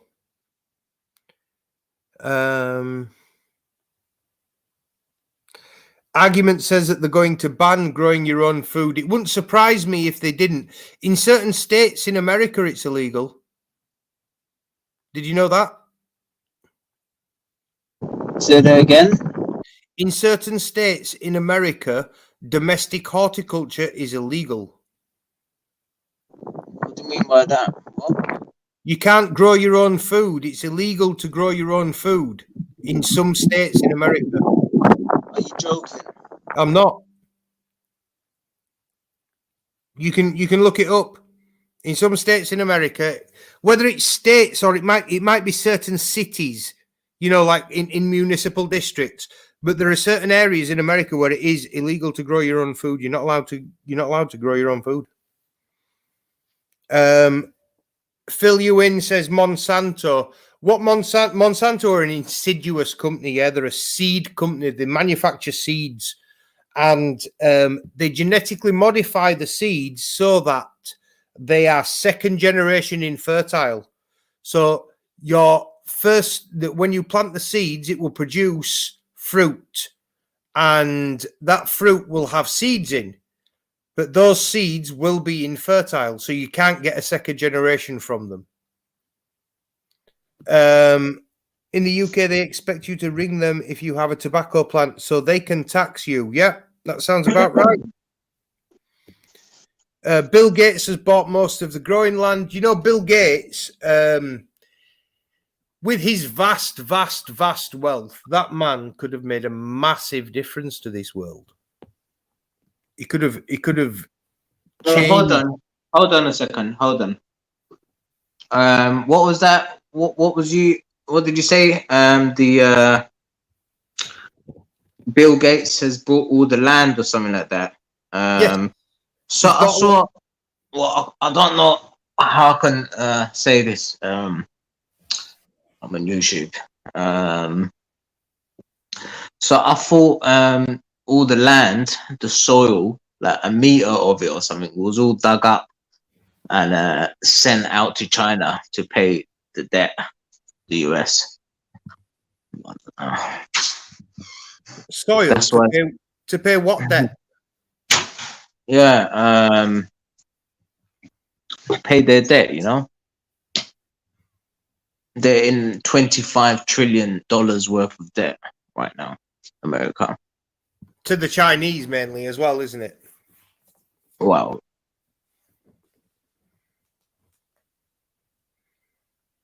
I mean, I just don't. The I don't UK get- are $5 trillion in debt. I don't get why we're sticking to this old fucking system. Why more people haven't realized that money's bullshit? I mean, when you start thinking about numbers like $5 trillion, how many zeros is that after the five local?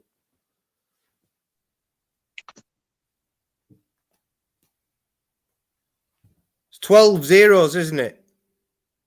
What was that? It's a 5 and 12 zeros after the 5. That's $5 trillion, isn't it? Yeah. Yeah. I mean, No. how do you even conceive of what would that look like in pound coins? How much would that weigh? How much would $5 trillion in? I mean, they don't have dollar coins, but how much would the equivalent weigh in pounds sterling? And do we even have that many coins in circulation? Because bear in mind, the banknotes that are in circulation aren't actually currency. They have no value. They're promissory notes. Well, that's what you think. But what we know is money. Oh, how is it money? Well, ask anyone and they'll tell you. Well, yeah, but if you ask anyone, you know, just because something's common knowledge, it doesn't mean that it's true. No, I know. Everyone's got the false impression. I know. The only value that money has is the fact that you are willing to go to work for it. If people weren't willing to go to work for money, then money would cease to have value. It's basically what the establishment uses to incentivize our labor. And if we remove the power of their incentive, you know, people will stop going to work. I know, but we won't be able to do anything. Just one person. We have a load of people have to do it together. Well, exactly. But the thing is, it's small steps like growing your own food that get that ball rolling in the right direction. Yeah. You know, and the more just by putting a show out like this and talking to, I can't even see how many people we have watching at the moment. I know we've got quite a few people in the chat. but you know, the whole DeWitt's just put, how would people buy your saffron weed wheat without money though? At the moment, we live in a monetary society, and if I produced any of those products, I would be able to sell them at the moment.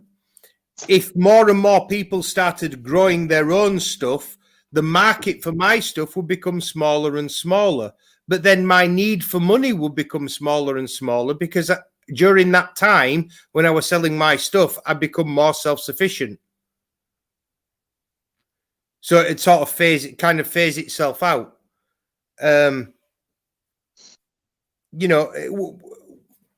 What I was saying was, having conversations like this and discussing ideas like this with a room full of people does more to bring about change than going to a protest, because these things that we've been talking about are things that people can do now in their own gardens to help themselves. And some people will go away from this live stream and they'll be thinking, well, I do have that bit of land and I could just stick some things there. And every single penny that you take away from the pockets of the supermarket is a win.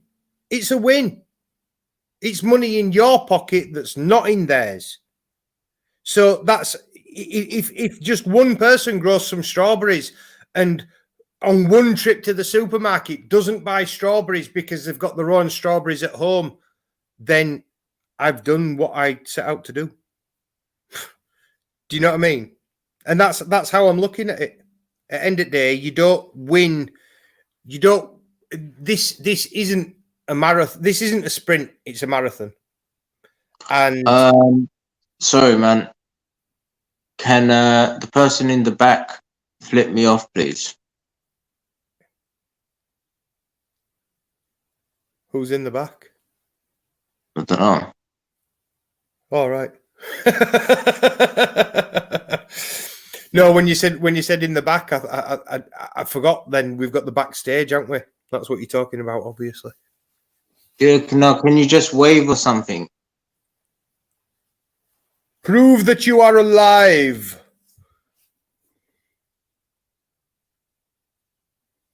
Oh, there we go. Jump up and down like a monkey. That normally works.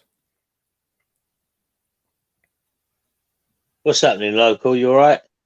Hello, Mark. How you doing, man? Good evening, mate. Yeah.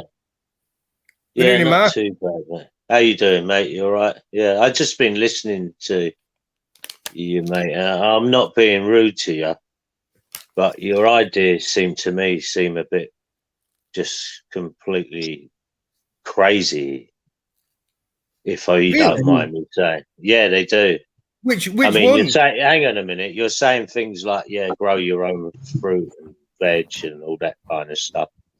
Now, you forget a lot of people live in tower blocks. How are they going to grow a bit of veg and fruit? Well, there are a number of methods of growing food indoors. People have balconies. People have windows that you can mount growing spaces onto. There are also public spaces in the open where food can be planted and grown. As I don't know how long you've been listening to the show this evening, but as we did touch on the concept of guerrilla gardening and planting in local areas that are accessible to anyone, and then that's how you get people in tower blocks. So that's okay. So all right, next problem. Yeah. So what about meat and all that kind of stuff? Where's that all going to come from? Well, the protein in your diet can be accounted for. I mean, we need to reduce the amount of meat consumption we're all intaking anyway, both for our health and for the benefit of the environment. But protein can be taken on in many forms. There's beans, for example, lentils, pulses that can produce high amounts of protein. There's also chickens a lot of people can raise chickens in the gardens, and the thing is, if you are growing food and your neighbor's growing food and his next door neighbor's growing food and you're all growing food on your street, then it's going to take nothing for one person on that street to have chickens. That one person has chickens, yeah, and supplies the whole neighborhood with eggs, and the neighborhood, I mean, He'd need a lot of chickens. He'd need a lot of chickens to supply a neighbourhood with eggs. You get what I mean? If you've Yeah, got I get what you mean, but I just if you've got find a collection of it's 6 houses, yeah. you know, you could have a dozen chickens provide enough eggs for 6 houses. Do you know what I mean? All right, well, let me just ask. Let me throw a question out. Yeah. Now, local. I think are you part Turkish local? I believe. I'm full Turkish. You're full Turkish. Now, listen. Why would you? I take it you like a Turkish kebab local, yeah? Oh yeah, I love it. I love them, by the way. Greasy Yeah, kebab. I love the Lebanese shawarmas and all that. So I would swap that for growing veg and fruit and eggs. I would as well. Now hold on, Mark. 1 second. So I was just doing this live stream this evening, to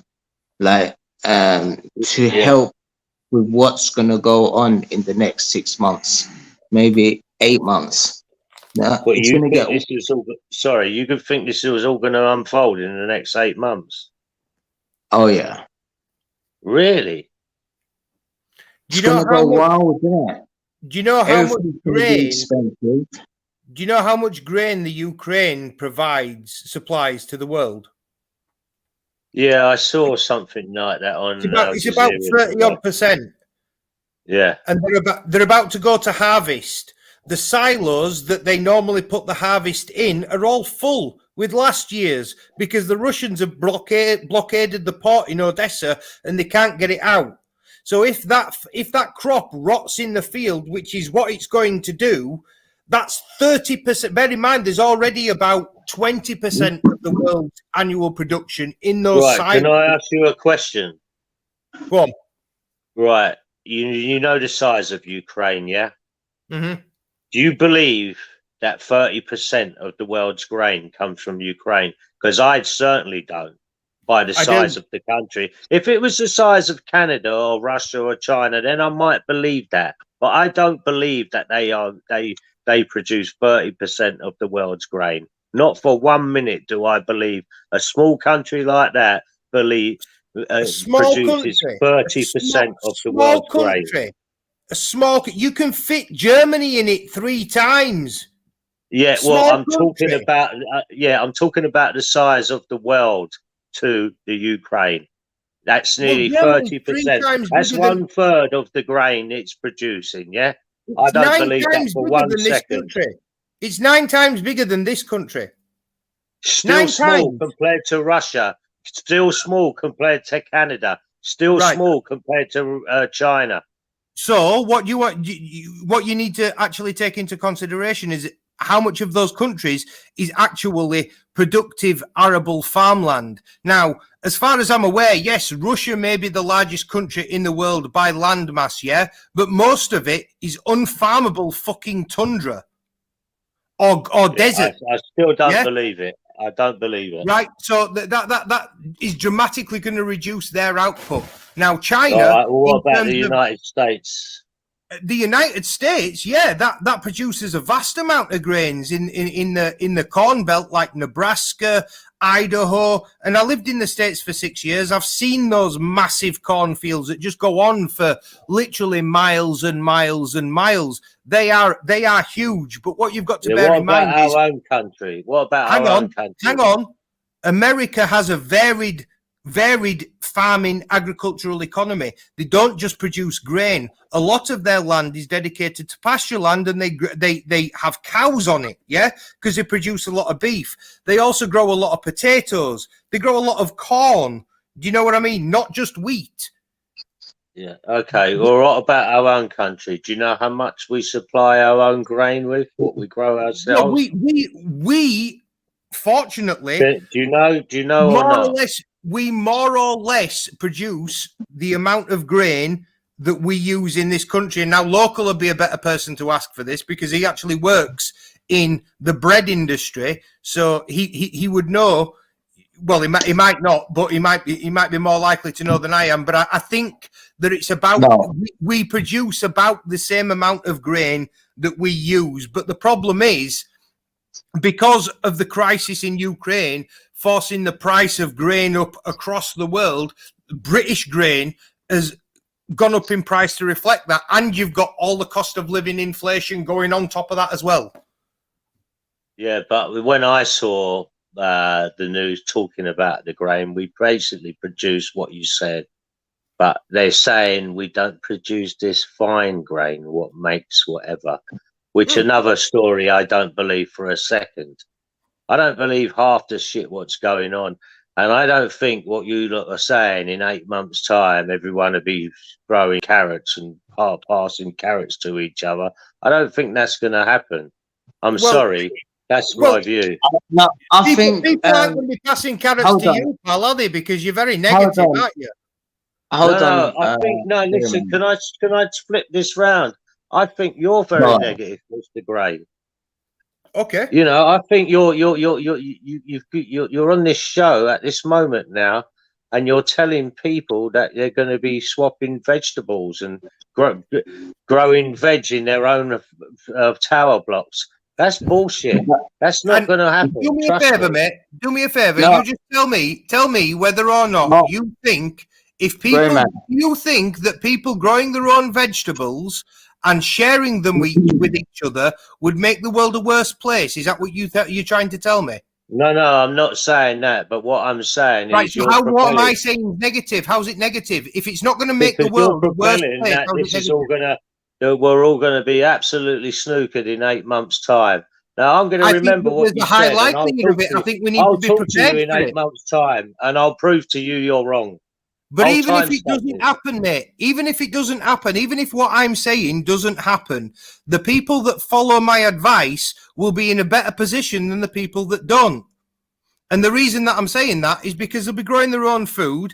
They'll know where the food comes from. It'll be cheaper for them, and they'll have better mental health. That's all I'm saying. Even if I'm wrong, even if, right, Boris Johnson can make it so that the inflation crisis stops tomorrow and the gas prices don't jump another 800 quid in fucking October, yeah? Even if we can make it to that point and Boris Johnson levels the economy, right?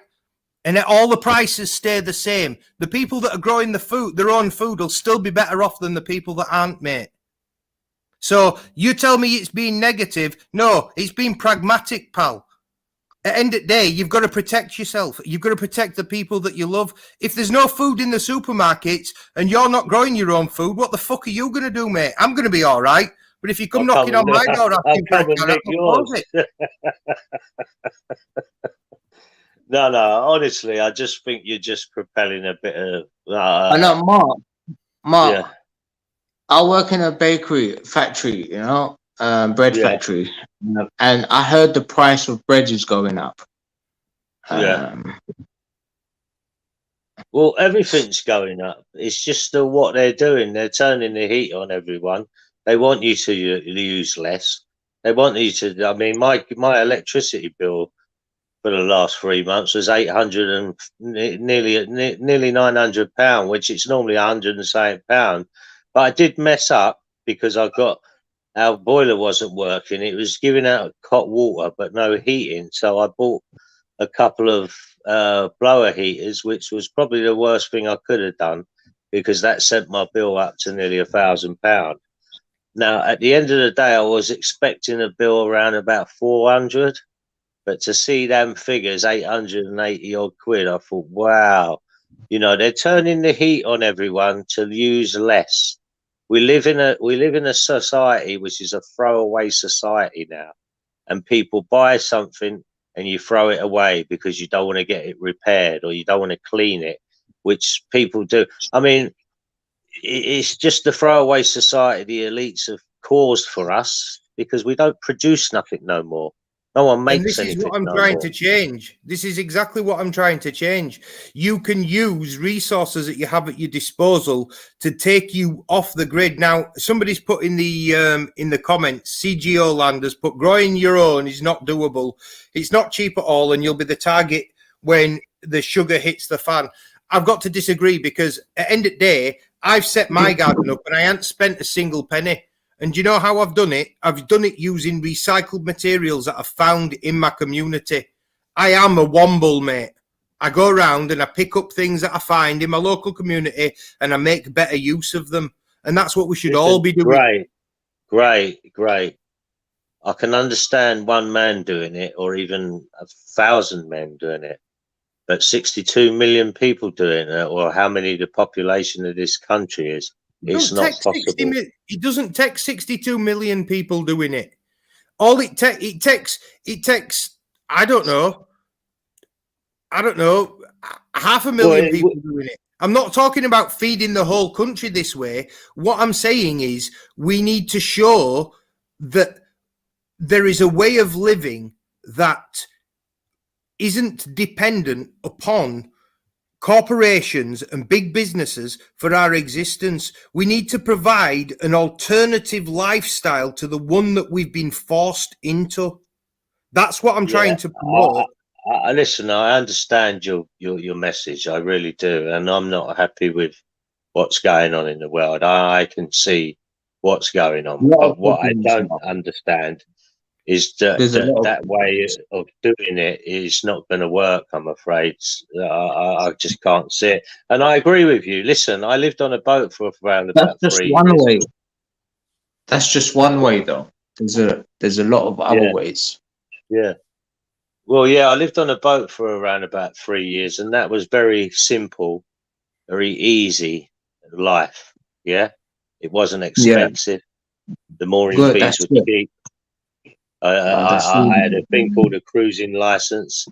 So basically, all I needed was a bit of petrol to move that boat every 2 weeks and to keep myself clean and food and water. And it wasn't an expensive way of living. You could live probably on that way for around about $5 a day if you so wish to.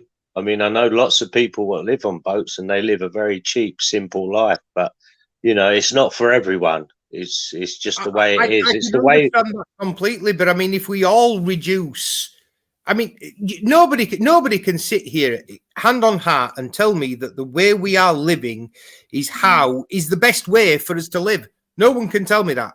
No, I'm not saying that. But what I will say, I mean, I probably in the chat, I know there's a few people that doubt me and stuff. I don't care anyway.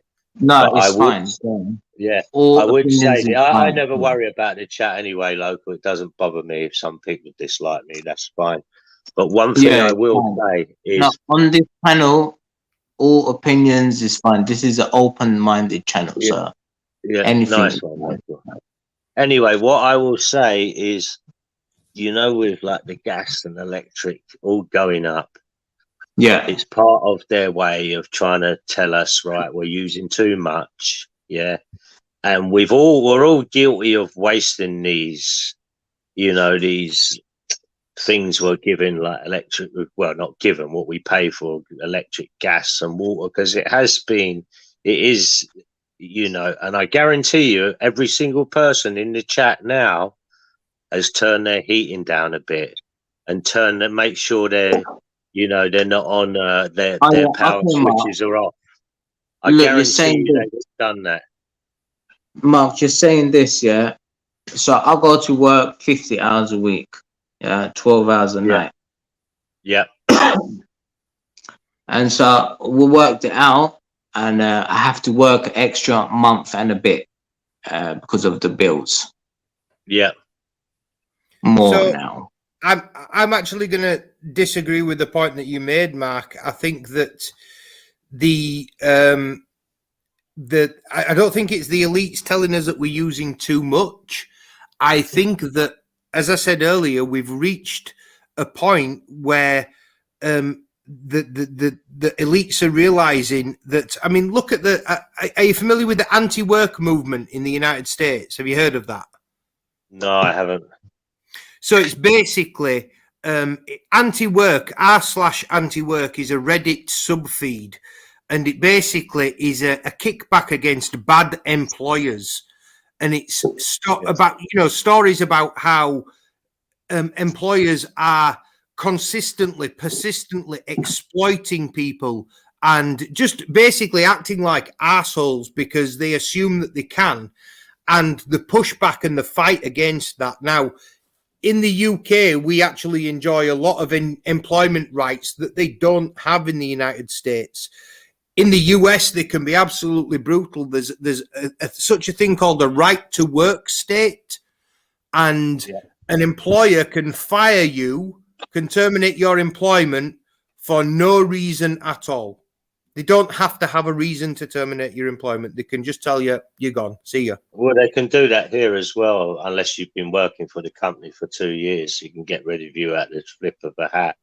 You have no rights unless you've been there 2 years, basically. Well, in the US, you can work there 20 years in a right to work state, and you have no rights. They're just going to get rid of you. That's terrible. That's no good.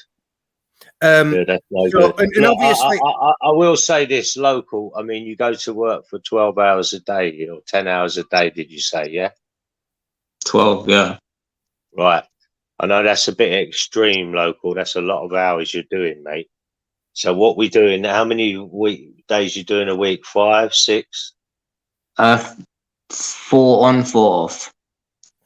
Oh well, that's because it's that way. It's not too bad. If you get my meaning, if you're doing them hours and you're doing that 5 or 6 days a week.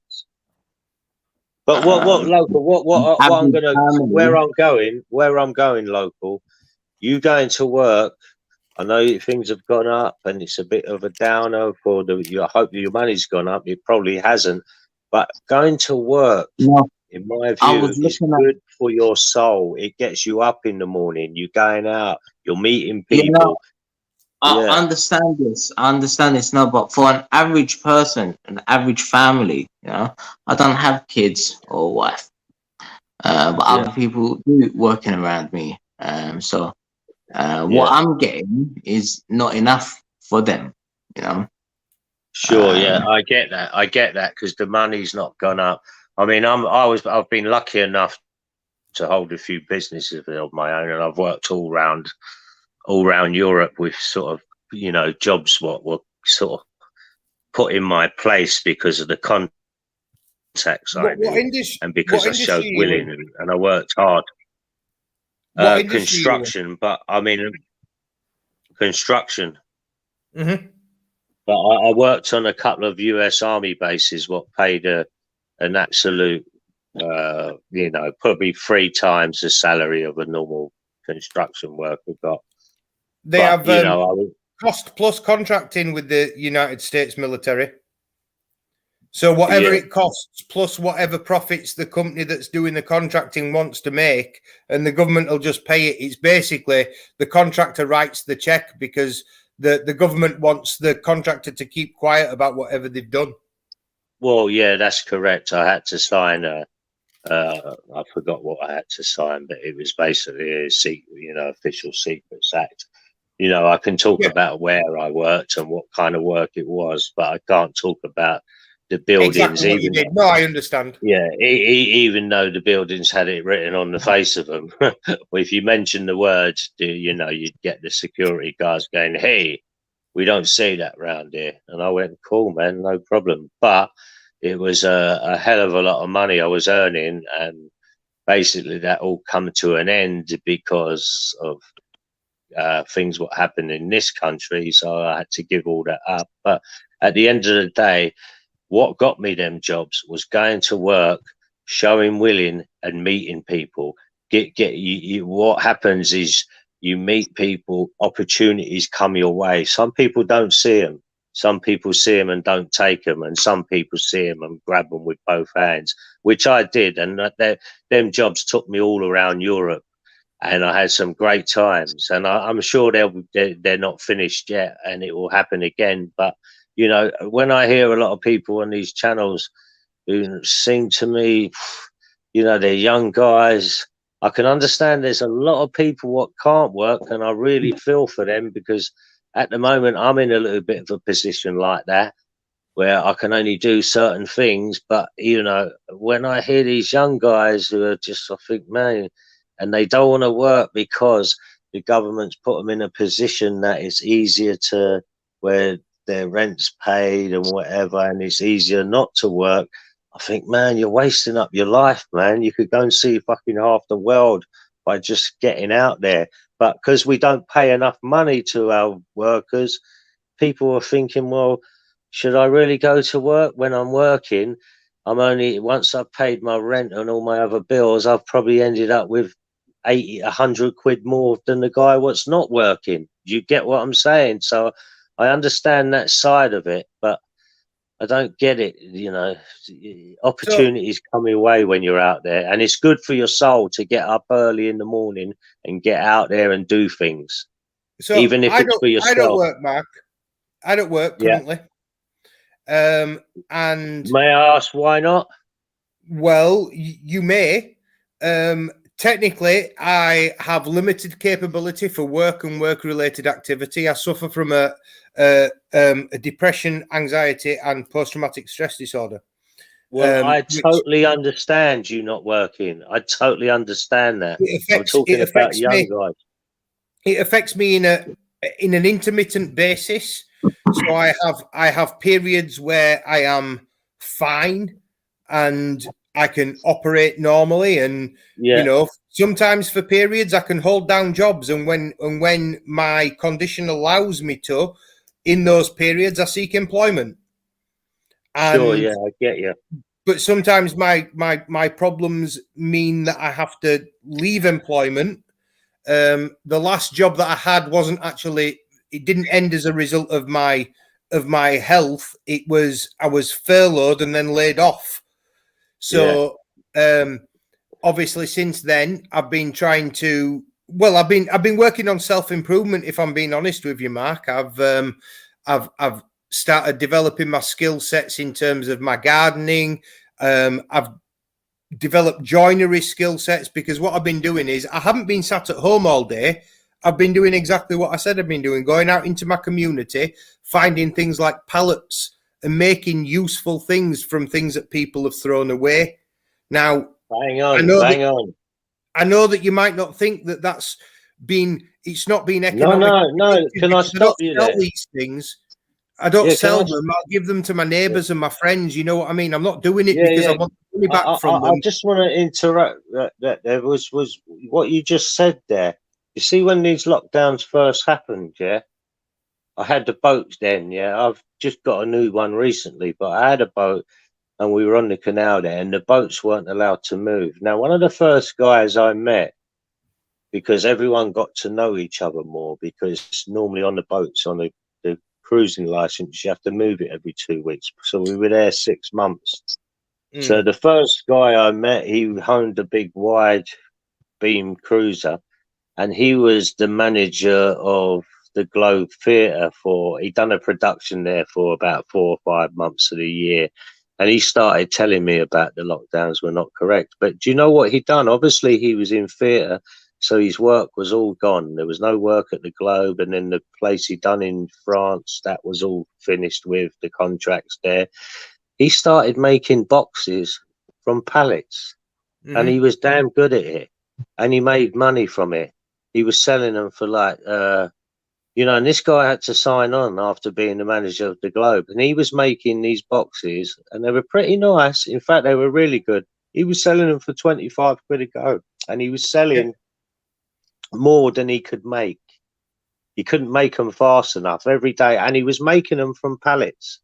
Where he was, there was loads of pallets, and he was pulling out all the nails, and he just made these things, and he sold them. It's free money. Yeah, exactly. Yeah, well, he'd used his brain. He was a smart guy anyway. And I said to him, maybe this Globe Theatre is over for you. Maybe you should just keep making these boxes. You just need to make them faster. But because he'd done them nice. There's something very therapeutic about working with your hands. Yes. You know what I mean? 100%.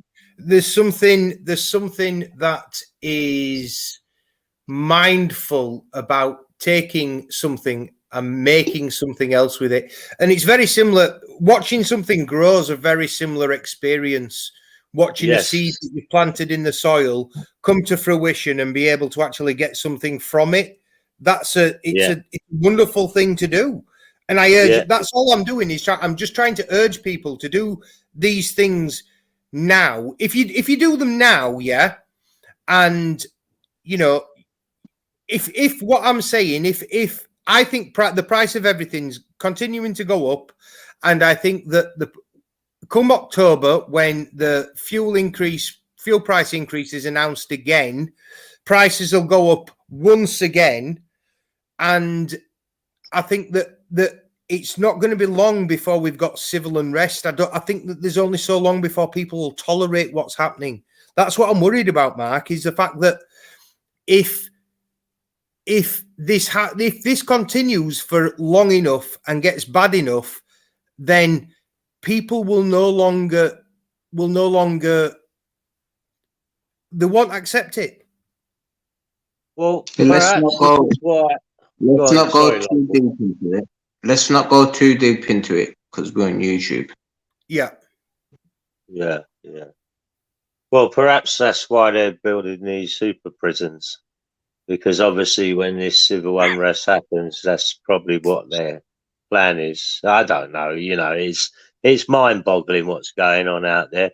But what I will say to is every person and viewer and chatter is get yourself out of this YouTube world sometimes and go out and, I don't know, go fishing, go for a walk through the forest, go and speak to your neighbours. Because when you actually leave your front door, it doesn't seem like much has changed. But we know it has. We all know it has. But you've got to keep your mind correct as well. And being healthy in the mind is, your body will follow suit in my eyes. You know what I mean? It's one thing to be healthy in your mind, but it's another thing to be to live in a world of denial and pretend that something is not inherently wrong with our society. Oh yeah, You know, I get what you're saying, but you know, at the end of the day, look, I've looked at it in lots of different ways. You know, I was local to tell you I was involved with the anti-lockdown movement. You know, I got to know a lot of guys there, and local was there, and that grew massive. But as the freedom thing goes, I'll be honest with you, not that sort of interested, because I'll tell you what happens, what I find with it is, local said there, let's not get too deep into it. You're meeting guys what will say, you know, the earth's flat and this never happened and that's never happened, and don't believe one thing you ever see. Well, you know, everything's questionable, but at some point you've got to go, hang on a minute. The society is not ideal, and we know all the politicians and all the elites are corrupt. We know all that. But it's not a desperate society we're living in. We're not living in, you know, where you can go up the road and generally be harassed every time you go up the road. Can I ask you a question, Mark? Yeah. Do you think that the state of our society in this culture has no impact on the cultures and societies in other places around the world? Well, yes, I do, because you know, that's why most of the cultures around the world, you know, were living on around about €3 a day, because of the society we live in. Don't forget, we've been, you know, we've had wars what basically are all about oil, financial, you know, and it's basically the West has been stealing, you know, the poor person's stuff for us to live better. But these people are living on, I mean, look, there's a great example. Chocolate factories, they've been warned recently over the last few years, and yet there's still African families selling their kids to chocolate farmers for €300, and they don't even get paid. And then they're talking about slavery, you know, repatriation and all that, and going back 200 years, and what they want to compensate anyone who see. Well, how about what's happening now to these kids what are being sold to work in these, to pick cocoa, whatever it is, for 300, and the families are selling them for 300 quid. You know, the third world. You're responsible for that. Yes, I know we are. The elites are, not us. This is the thing everyone says we. It's not. It's the elites. Actually, I've got to disagree, because at the point that we become aware of the problem, yeah, once you're aware of the problem and the impact that your purchases are making on the countries where these people live, then if you continue buying that product, you're complicit in the process. Yeah, Because I if you get stop what you're buying it, saying. there's no demand, so they'd stop doing it. Yeah, I get what you're saying, but that's going deep into, you know, when you've got these guys with all these trillions of pounds and they're focusing on things like, you know, rockets going up into space. Every single purchase you make essentially amounts to a political decision, because the politics and the ethics of the business that you're supporting is reflected by your purchasing power. And that's what a lot of people don't realize is, and I've said this before, the only way to cause any form of change to society, the only way to enable that to happen is to hit the elites where it hurts, which is in the pockets. And one form of doing that is by boycotting the companies that have unethical practices. Yeah, well, all I'm going to say is works. if we did do all that, which it would take a mass of everyone doing it, not just in this country, worldwide, it would be a dark, dark storm until that happened. A new society, as you said, it would take a long time, and there would be a lot of blood spilt and a lot of things. That's what revolutions do, I'm afraid. Well, I'm not talking about a revolution. The problem with the revolution, Mark, is that it comes back around. What happens is you're just replacing one set of leaders with another. What I'm proposing is that society no longer needs leaders. I think that as a collective, we have the tools at our disposal to be able to determine the direction that we want to go in as a society, and to move that in that direction together, rather than have politicians dictate to us the best way of living our lives and what we need to eat and what we need to buy. Do you know what I mean? Yeah, well, I will say this. Yeah, listen, I'm going to tell you this now, is I don't listen to any of them politicians, including lockdown. You know what I mean? I will not listen to any of them because they're as corrupt as the next one. I watch them on their little programs talking shit all day long. And, you know, we know what they're all about. It's like, listen, I'll be honest with you, Gray. It sounds a wonderful idea, but I just can't see it working, mate. I really can't. You know and listen, I reckon, you know, I commend you for your effort. You know what, Mark? There's been other people in history that have been told that exact same thing. Isaac Newton's teacher in school said he'd never amount to anything. Albert Einstein's teacher in school said he'd never amount to anything. And you know why? Because these people went on to ask questions that made the people that were supposedly held the knowledge, it made them uncomfortable. And when I make you think about a world that doesn't have any money, what it does, where people aren't motivated by money anymore, what it does is it makes you question your entire existence, because that's probably the only thing that you've done.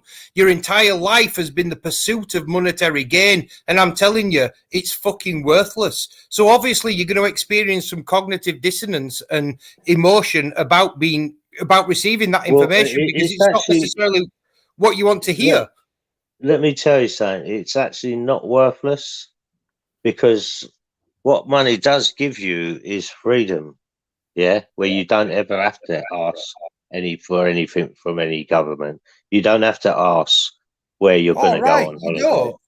No, what it does, listen, hang on, let me finish. It gives you choice. Money gives you choice, yeah? Money gives you what holiday you go on. Money gives you what trainers you're buying. That's what money gives people, is choice. The more money you have, the bigger your choice is. I'm not saying it's a good thing, but, you know, I hear people say, oh, he's a millionaire now, he worked hard for it. But so does a road sweeper work hard, and he's not a millionaire. So, you know, I just think getting up in the morning, not talking even about the monetary and chasing a pound note, as you said. It's about getting up in the morning and having something to do. Some people haven't got the brains to work out to get up in the morning and do what you do and You do don't up need your a job to garden. give you. You don't need a job to give you meaning in life, mate. You don't need a job to give No, you no, purpose. I And if you didn't. do, I feel sorry for you. No. You're trying to switch it round now. You're trying to switch it round. Well, no, I what you said was Hold it on, wasn't hold about the on. money. It was about having something to do and having a No. purpose and a What I reason to get said up in is the it morning. opens up opportunities for you. You meet people, you're living, you're out, you're doing things. Do you know how many people I meet when I'm walking around my local neighbourhood? Yeah, well, how many new people do you meet though? None. It's the same old people, isn't it? It depends. It depends how far I go, and if I want to but meet it's new the same people, old people. if I want to meet new Work has took people, me all around the world and living with all different cultures. yeah. Yeah, Listen, that's mate, what my it's done life's for taken me. me all around the world. I lived in the United States for 6 years, mate. I've Well, there travelled we go. across And America why as was well you? Hang on. Why was you living in the United States? because I married an American. Yeah, and what was you doing in the United States? Nothing. Signing on. You wasn't. You was working, wasn't you? Yeah, of course I was working. Well, there we go then. So you was chasing a pound note just like I was, as No, you said. pal. No. The reason, the difference between us, what I think, is the fact is I was working in order to survive because in America, unless you work, you can't survive. Okay. Yeah. And when I came back, So if you had a choice, you wouldn't have worked then. If they paid you out money, you wouldn't have worked. it depends what you define as work, doesn't it? Well, that's what you just said, because you had hang to on. survive. So If they paid you dole money, you wouldn't have worked. Is that what you're saying, Gray? that's not what I'm saying. No, because let's look at this now. Yeah, I'm receiving universal credit. Yeah. Yeah. But could you describe what I do going out into the neighborhood and clearing up dump sites in my local neighborhood and recycling the stuff that's been dumped? Would you call that work or not? Yeah, I would call that work. Yeah. You call that work. So just because it's I would, unpaid, because it you're doesn't going mean out there. The reason I would call that work, it's unpaid work, but you're going out there, you're meeting people. Opportunities could come your way. You could meet someone what says, right, can you do this for me? And I'll give you this and whatever. You know, you're talking about there's guys what just want to sit at home playing the PlayStation all day long, and they do that for 20 odd years smoking weed. Where's that ever going to get them in life? Nowhere. well, I mean, I think.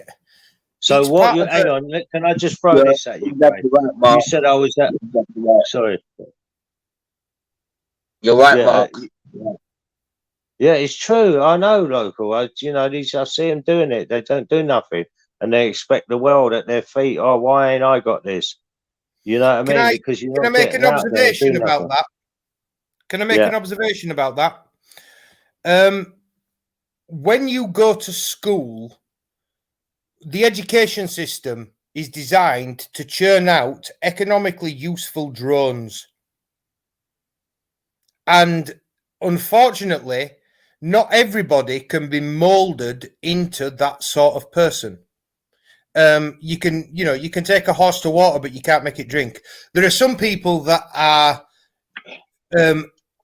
not intellectually capable of meeting the requirements of the modern workplace. Yeah, it's a sad, unfortunate fact, and I do not like to write people off in any way, shape, or form. But there are some people who you could ask to wash up and they get it wrong. So not everybody's going to be able to work. And what we also need to understand is that right behind this inflation issue is also probably going to be an unemployment issue because technological obsolescence is coming. There are a lot of jobs that can be automated and replaced by machines, essentially. Where does that leave the people that used to do those jobs?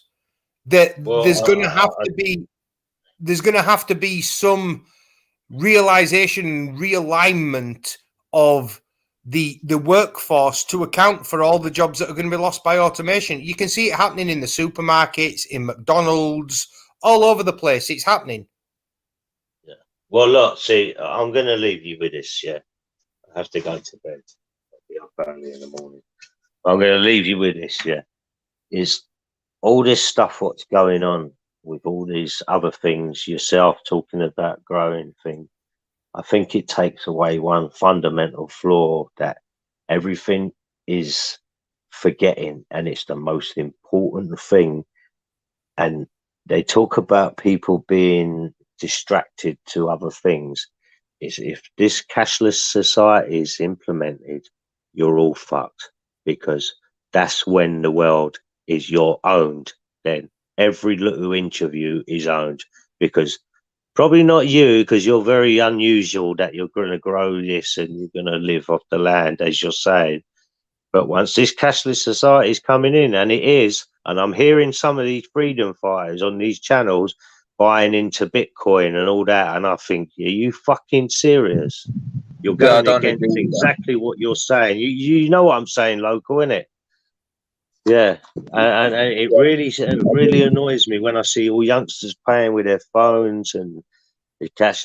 In fact, I love it. I love it when it backfires on him. I love it when the machine breaks down and they've got no money on them, but the card machine isn't working, or the card machine only accepts a £5 or more, and their little bill comes to £3. So now they've got to buy something for £2. And you know what? I think good. Learn your lesson. Have some cash in your pocket, and I think everyone should have. I think, yeah,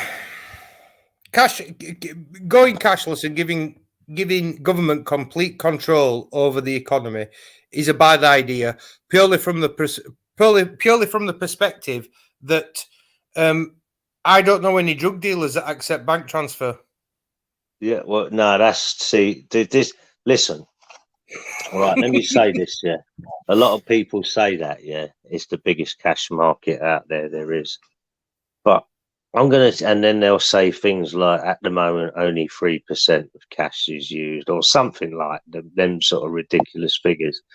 But everyone who goes to a small shop is generally going to use cash when they buy a tin of Coke or a bag of crisps. They're going to use cash. So although when they say only 3% is used cash, because they're talking about the big transactions of, the $1 billion transactions, they're adding them into it. So then obviously that's not going to be cash. So once they take that cash away, we're all snookers. Listen, I have to go to bed now. Gray, sorry if I came a bit across as a bit negative, as you said, but we got a few differences, but that's not a problem. We can always just debate. And I enjoyed debating with you. I welcome somebody who doesn't agree with me, because what that does is it means that I've got to work harder to justify my opinions and arguments, and it helps clarify my ideas in my own head. So, and you've made me, you've given me 1 or 2 points to think about, but I think overall, like you say, even if it's not for the worry of civil unrest and society breaking down, I think that growing your own food protects you from the cashless society as well. All right, we'll agree to disagree, Gray. But listen, I'm going to go bed, so I'll bid you farewell. And local, thanks for having us on, mate. Yeah, man. Take it easy, yeah. Thanks for jumping on today. Yeah, have a good evening, yeah. Yeah, bye to the chat. Take care, man. Well, I've really enjoyed that, because, like I say, it's good not to operate in an echo chamber. If everybody that you talk to basically tells you that your idea is a great idea, it's not that you've got a great idea, it's that you've got people around you that aren't confident enough to challenge you. So, yeah, how's everybody going in the chat? Yeah, let's see who's in the chat. We forgot about the chat again. Well, that's when you get a good conversation going, local. Yeah, he put a message in the chat earlier. He's been here for 12 months. So massive respect to Under Blood Red Sky being a member for 12 months. Awesome. Fantastic chap. He's got a YouTube channel as well. Check him out. He does live streams, talk shows, panels as well. Early morning, sometimes. Recently it's becoming later and later, so that's good. We can catch it. Yeah. So Under, put your link in the chat. Let everyone go and subscribe to you. Is Under a Blood Red Sky a mod? Because I've just seen a comment that he's removed a comment on there. Yeah, a long time moderator. Thank you for your service. Yeah, it's the mods are the unspoken heroes of shows like this, though, because the chat can get a bit volatile, can't it? Recently, free speech has to you have to let free speech happen. So I'm letting it happen, you know. But racism, Under Red Blood Sky, he put the rules in the chat, and that's it. That's to all moderators, you know. Yeah. Yeah, it's got to be. I used to say it before in the chat. Put this, and now he knows to put it without me saying.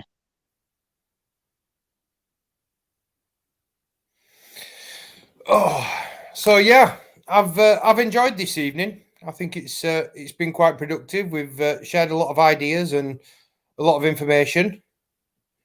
Yeah, it was good, man. Thank you to Age Case for coming on earlier, and thank you to Mark Kelly for coming on this evening. Independent was on as well, wasn't he? Oh yeah, Independent Free Press, brother from another mother. Yeah, he's got a YouTube channel as well, and Age Case does as well have a YouTube channel. Put their channel links in the chat. Age Case V and Indie Media 1916. He changed it to that. And just for shits and giggles, would someone mind putting my link in the chat? Yeah, man. Are you a moderator? Type in the chat. Type in the chat and make you a moderator. Hang on a second. Let me. I'm gonna have to open another window to go to YouTube. BoobTube. We've got another guy at the back. Can you flip me off if you can, please?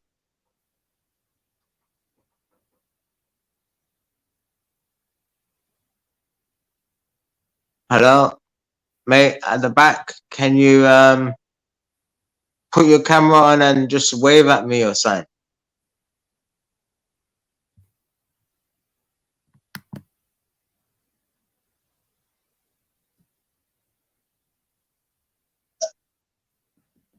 Hold on, I'm going into the private chat. Just 1 second. I'm currently trying to load YouTube up. Apparently, a lot of people have been getting those same messages, so I have to be sure it's you by flipping me off or giving me a wave, or showing your face and giving me a wave.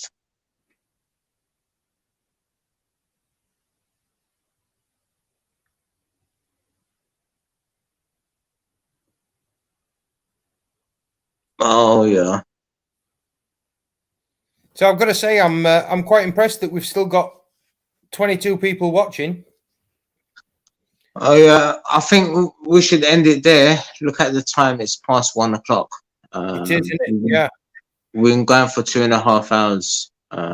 Well, if anybody wants to, if I don't have time to post my link up on here, if anybody wants to go ahead and subscribe to my channel, just search for Greyman and Friends, and you'll find it on there. That's Greyman and Friends. So yeah. But thank you very much, everybody, for watching. And thanks for having me on local again. Appreciate it. Are we doing another one next week? Yeah, we're doing one next week. Don't know what the topic is yet. We'll come up with something. It may yeah, even be we'll figure it politics. out. It might even be politics local. I hope not. I hope not. I tell you what, let's keep an eye on news and see what happens and see if it inspires us to talk about it. Let's talk about, actually, let's do a Royal Jubilee special. And we can talk about getting rid of the monarchy. Well, I think we'll leave that for with the politics. Oh dear, I'm gonna end up alienating your audience, local. I'm sorry. Yeah, we're gonna have a full-out debate. You know, like how we do on the Discord, and there's like 10 of us, and we shouting and screaming at each other. That's how it should. That's how it should be on the panels. So apparently, my new name's Jeff Boycott because I've been talking about boycotting supermarkets. So fair enough. All right, YouTube. It's been fantastic. It's been fun. Local, pleasure as always, mate. All right, man. Oh, wait, hold on a second. There's someone here. Do you want to stick your camera on and flip me off? Or do you want to wave or show your face and wave?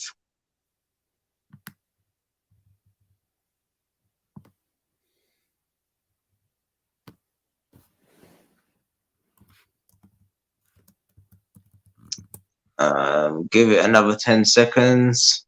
If not, we're going to end it there.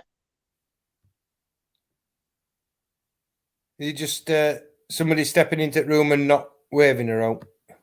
Yeah, there's no camera. In the chat, in the private chat, it says it's under a blood red sky.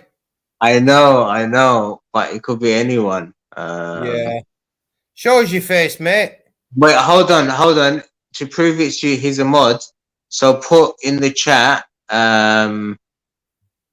local is the best.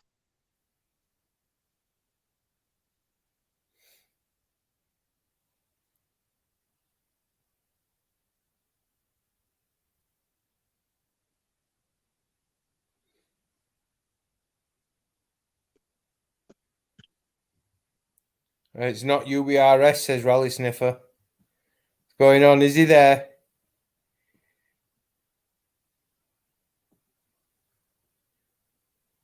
No comment in the chat. He's a moderator as well. Yeah.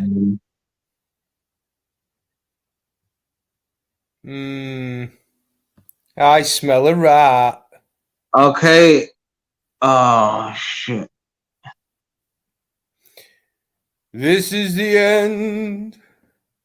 My only friend. Okay, I'm gonna take a chance, and if I'll have to do something. So okay, 5, 4, 3, 2, 1. Please no. Hello. It's me. Don't worry. It's me. It's all good. It's all good. I was just worried we were going to get palm bombed. You're not going to get palm bombed. This is a completely, everybody's paranoid now.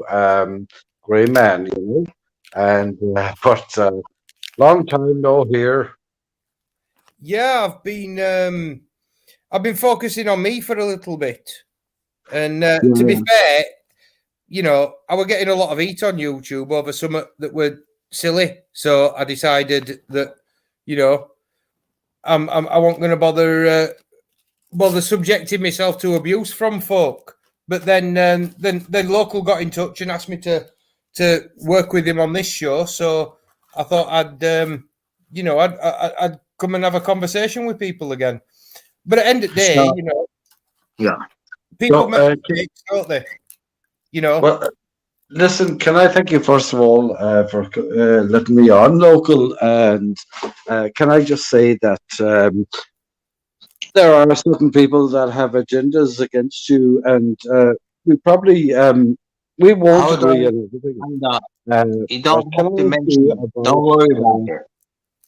Yeah, can I ask you about your name was mentioned earlier on, which I thought was disgraceful. And Muggles mentioned you, and he said that he didn't like you. Why would Muggles not like you? So Me or Like, local? I think it's important. hold on, Greyman. Hold on, Greyman. Can you do this in private between you two? I can't be bothered to Oh, do it yeah, on the live. yeah, that's fair enough. Yeah. Yeah, So you need to sort out your differences in private. I wasn't aware that we had any, but yeah, if you got out to say to me, I appreciate if you do it like on Discord server. Yeah, So let me put my Discord server I in the no back issue chat. at all. Yeah.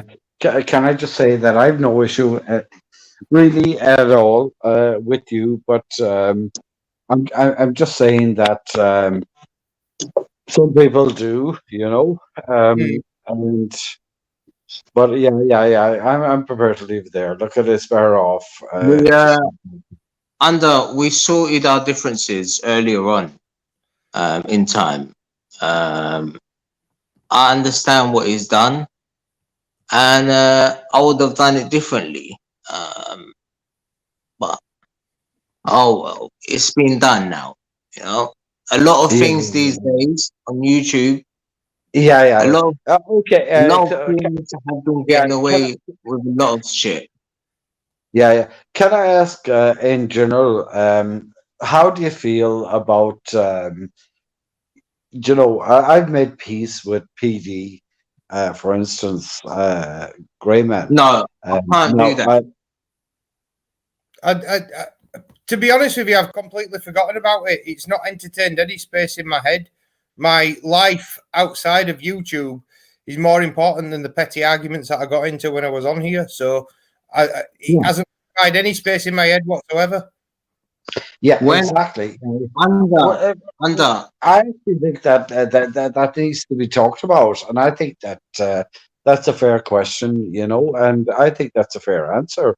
To be honest with you, I've made peace with the PD, and I was just about to ask Greyman, is it all water under the bridge? Considering what's going on at the moment. Well, like I say, as far as I'm concerned, it's not even entered my head. So if somebody else is thinking about it, that's on them. You know what I mean? I'm not thinking about anything that I said in the past. At the end of the day, the past's the past. If people have got a problem with something I've said, something I've done, do you know what? At this point, I don't care. You either want to participate in a conversation about how to make the world a better place, or you don't. And if all anybody wants to talk about, if they want to talk about the mistakes that I've made as a human being instead of the ideas that I have that could help all human beings, then you're in the wrong place. We're not here to do that. Do you know what I mean? That's not what it's about. And I'll say that to anybody who wants to broach the subject. Yes, exactly. Yeah, and that's very fair. Yeah, I've probably been the devil advocate. I have said to sort it out in private. I have put my Discord link there, so you two guys can sort it out in private. And then I understand, come back. local. I'm sorry. I am trying to just. You two are friends. Yeah. Yeah, no problem. We'll jump on Discord now, under, and we'll talk about it, mate. Yeah. You see, I don't actually have. I generally don't have a problem with Greyman. I To be actually perfectly don't honest. care. Go and sort it out somewhere else between you two. You're not gonna do it. Yeah. You're not gonna use my platform to get at each other. Local, I'm not trying to, mate. I'm sorry, Paul. I'm going to jump out anyway. Local, it's been awesome. I'm sorry to bring drama. I wasn't trying to, but yeah. All right, I'll catch you all in a bit. Thanks for watching, peeps. See you later, Greyman. Take it easy. thanks for jumping on today. Massive help, massive contribution to today's subject. Under Red Blood Sky, I'm gonna end it there. Thank you for jumping on. Thank you for everybody to jumping on. And thank you to everybody in the chat.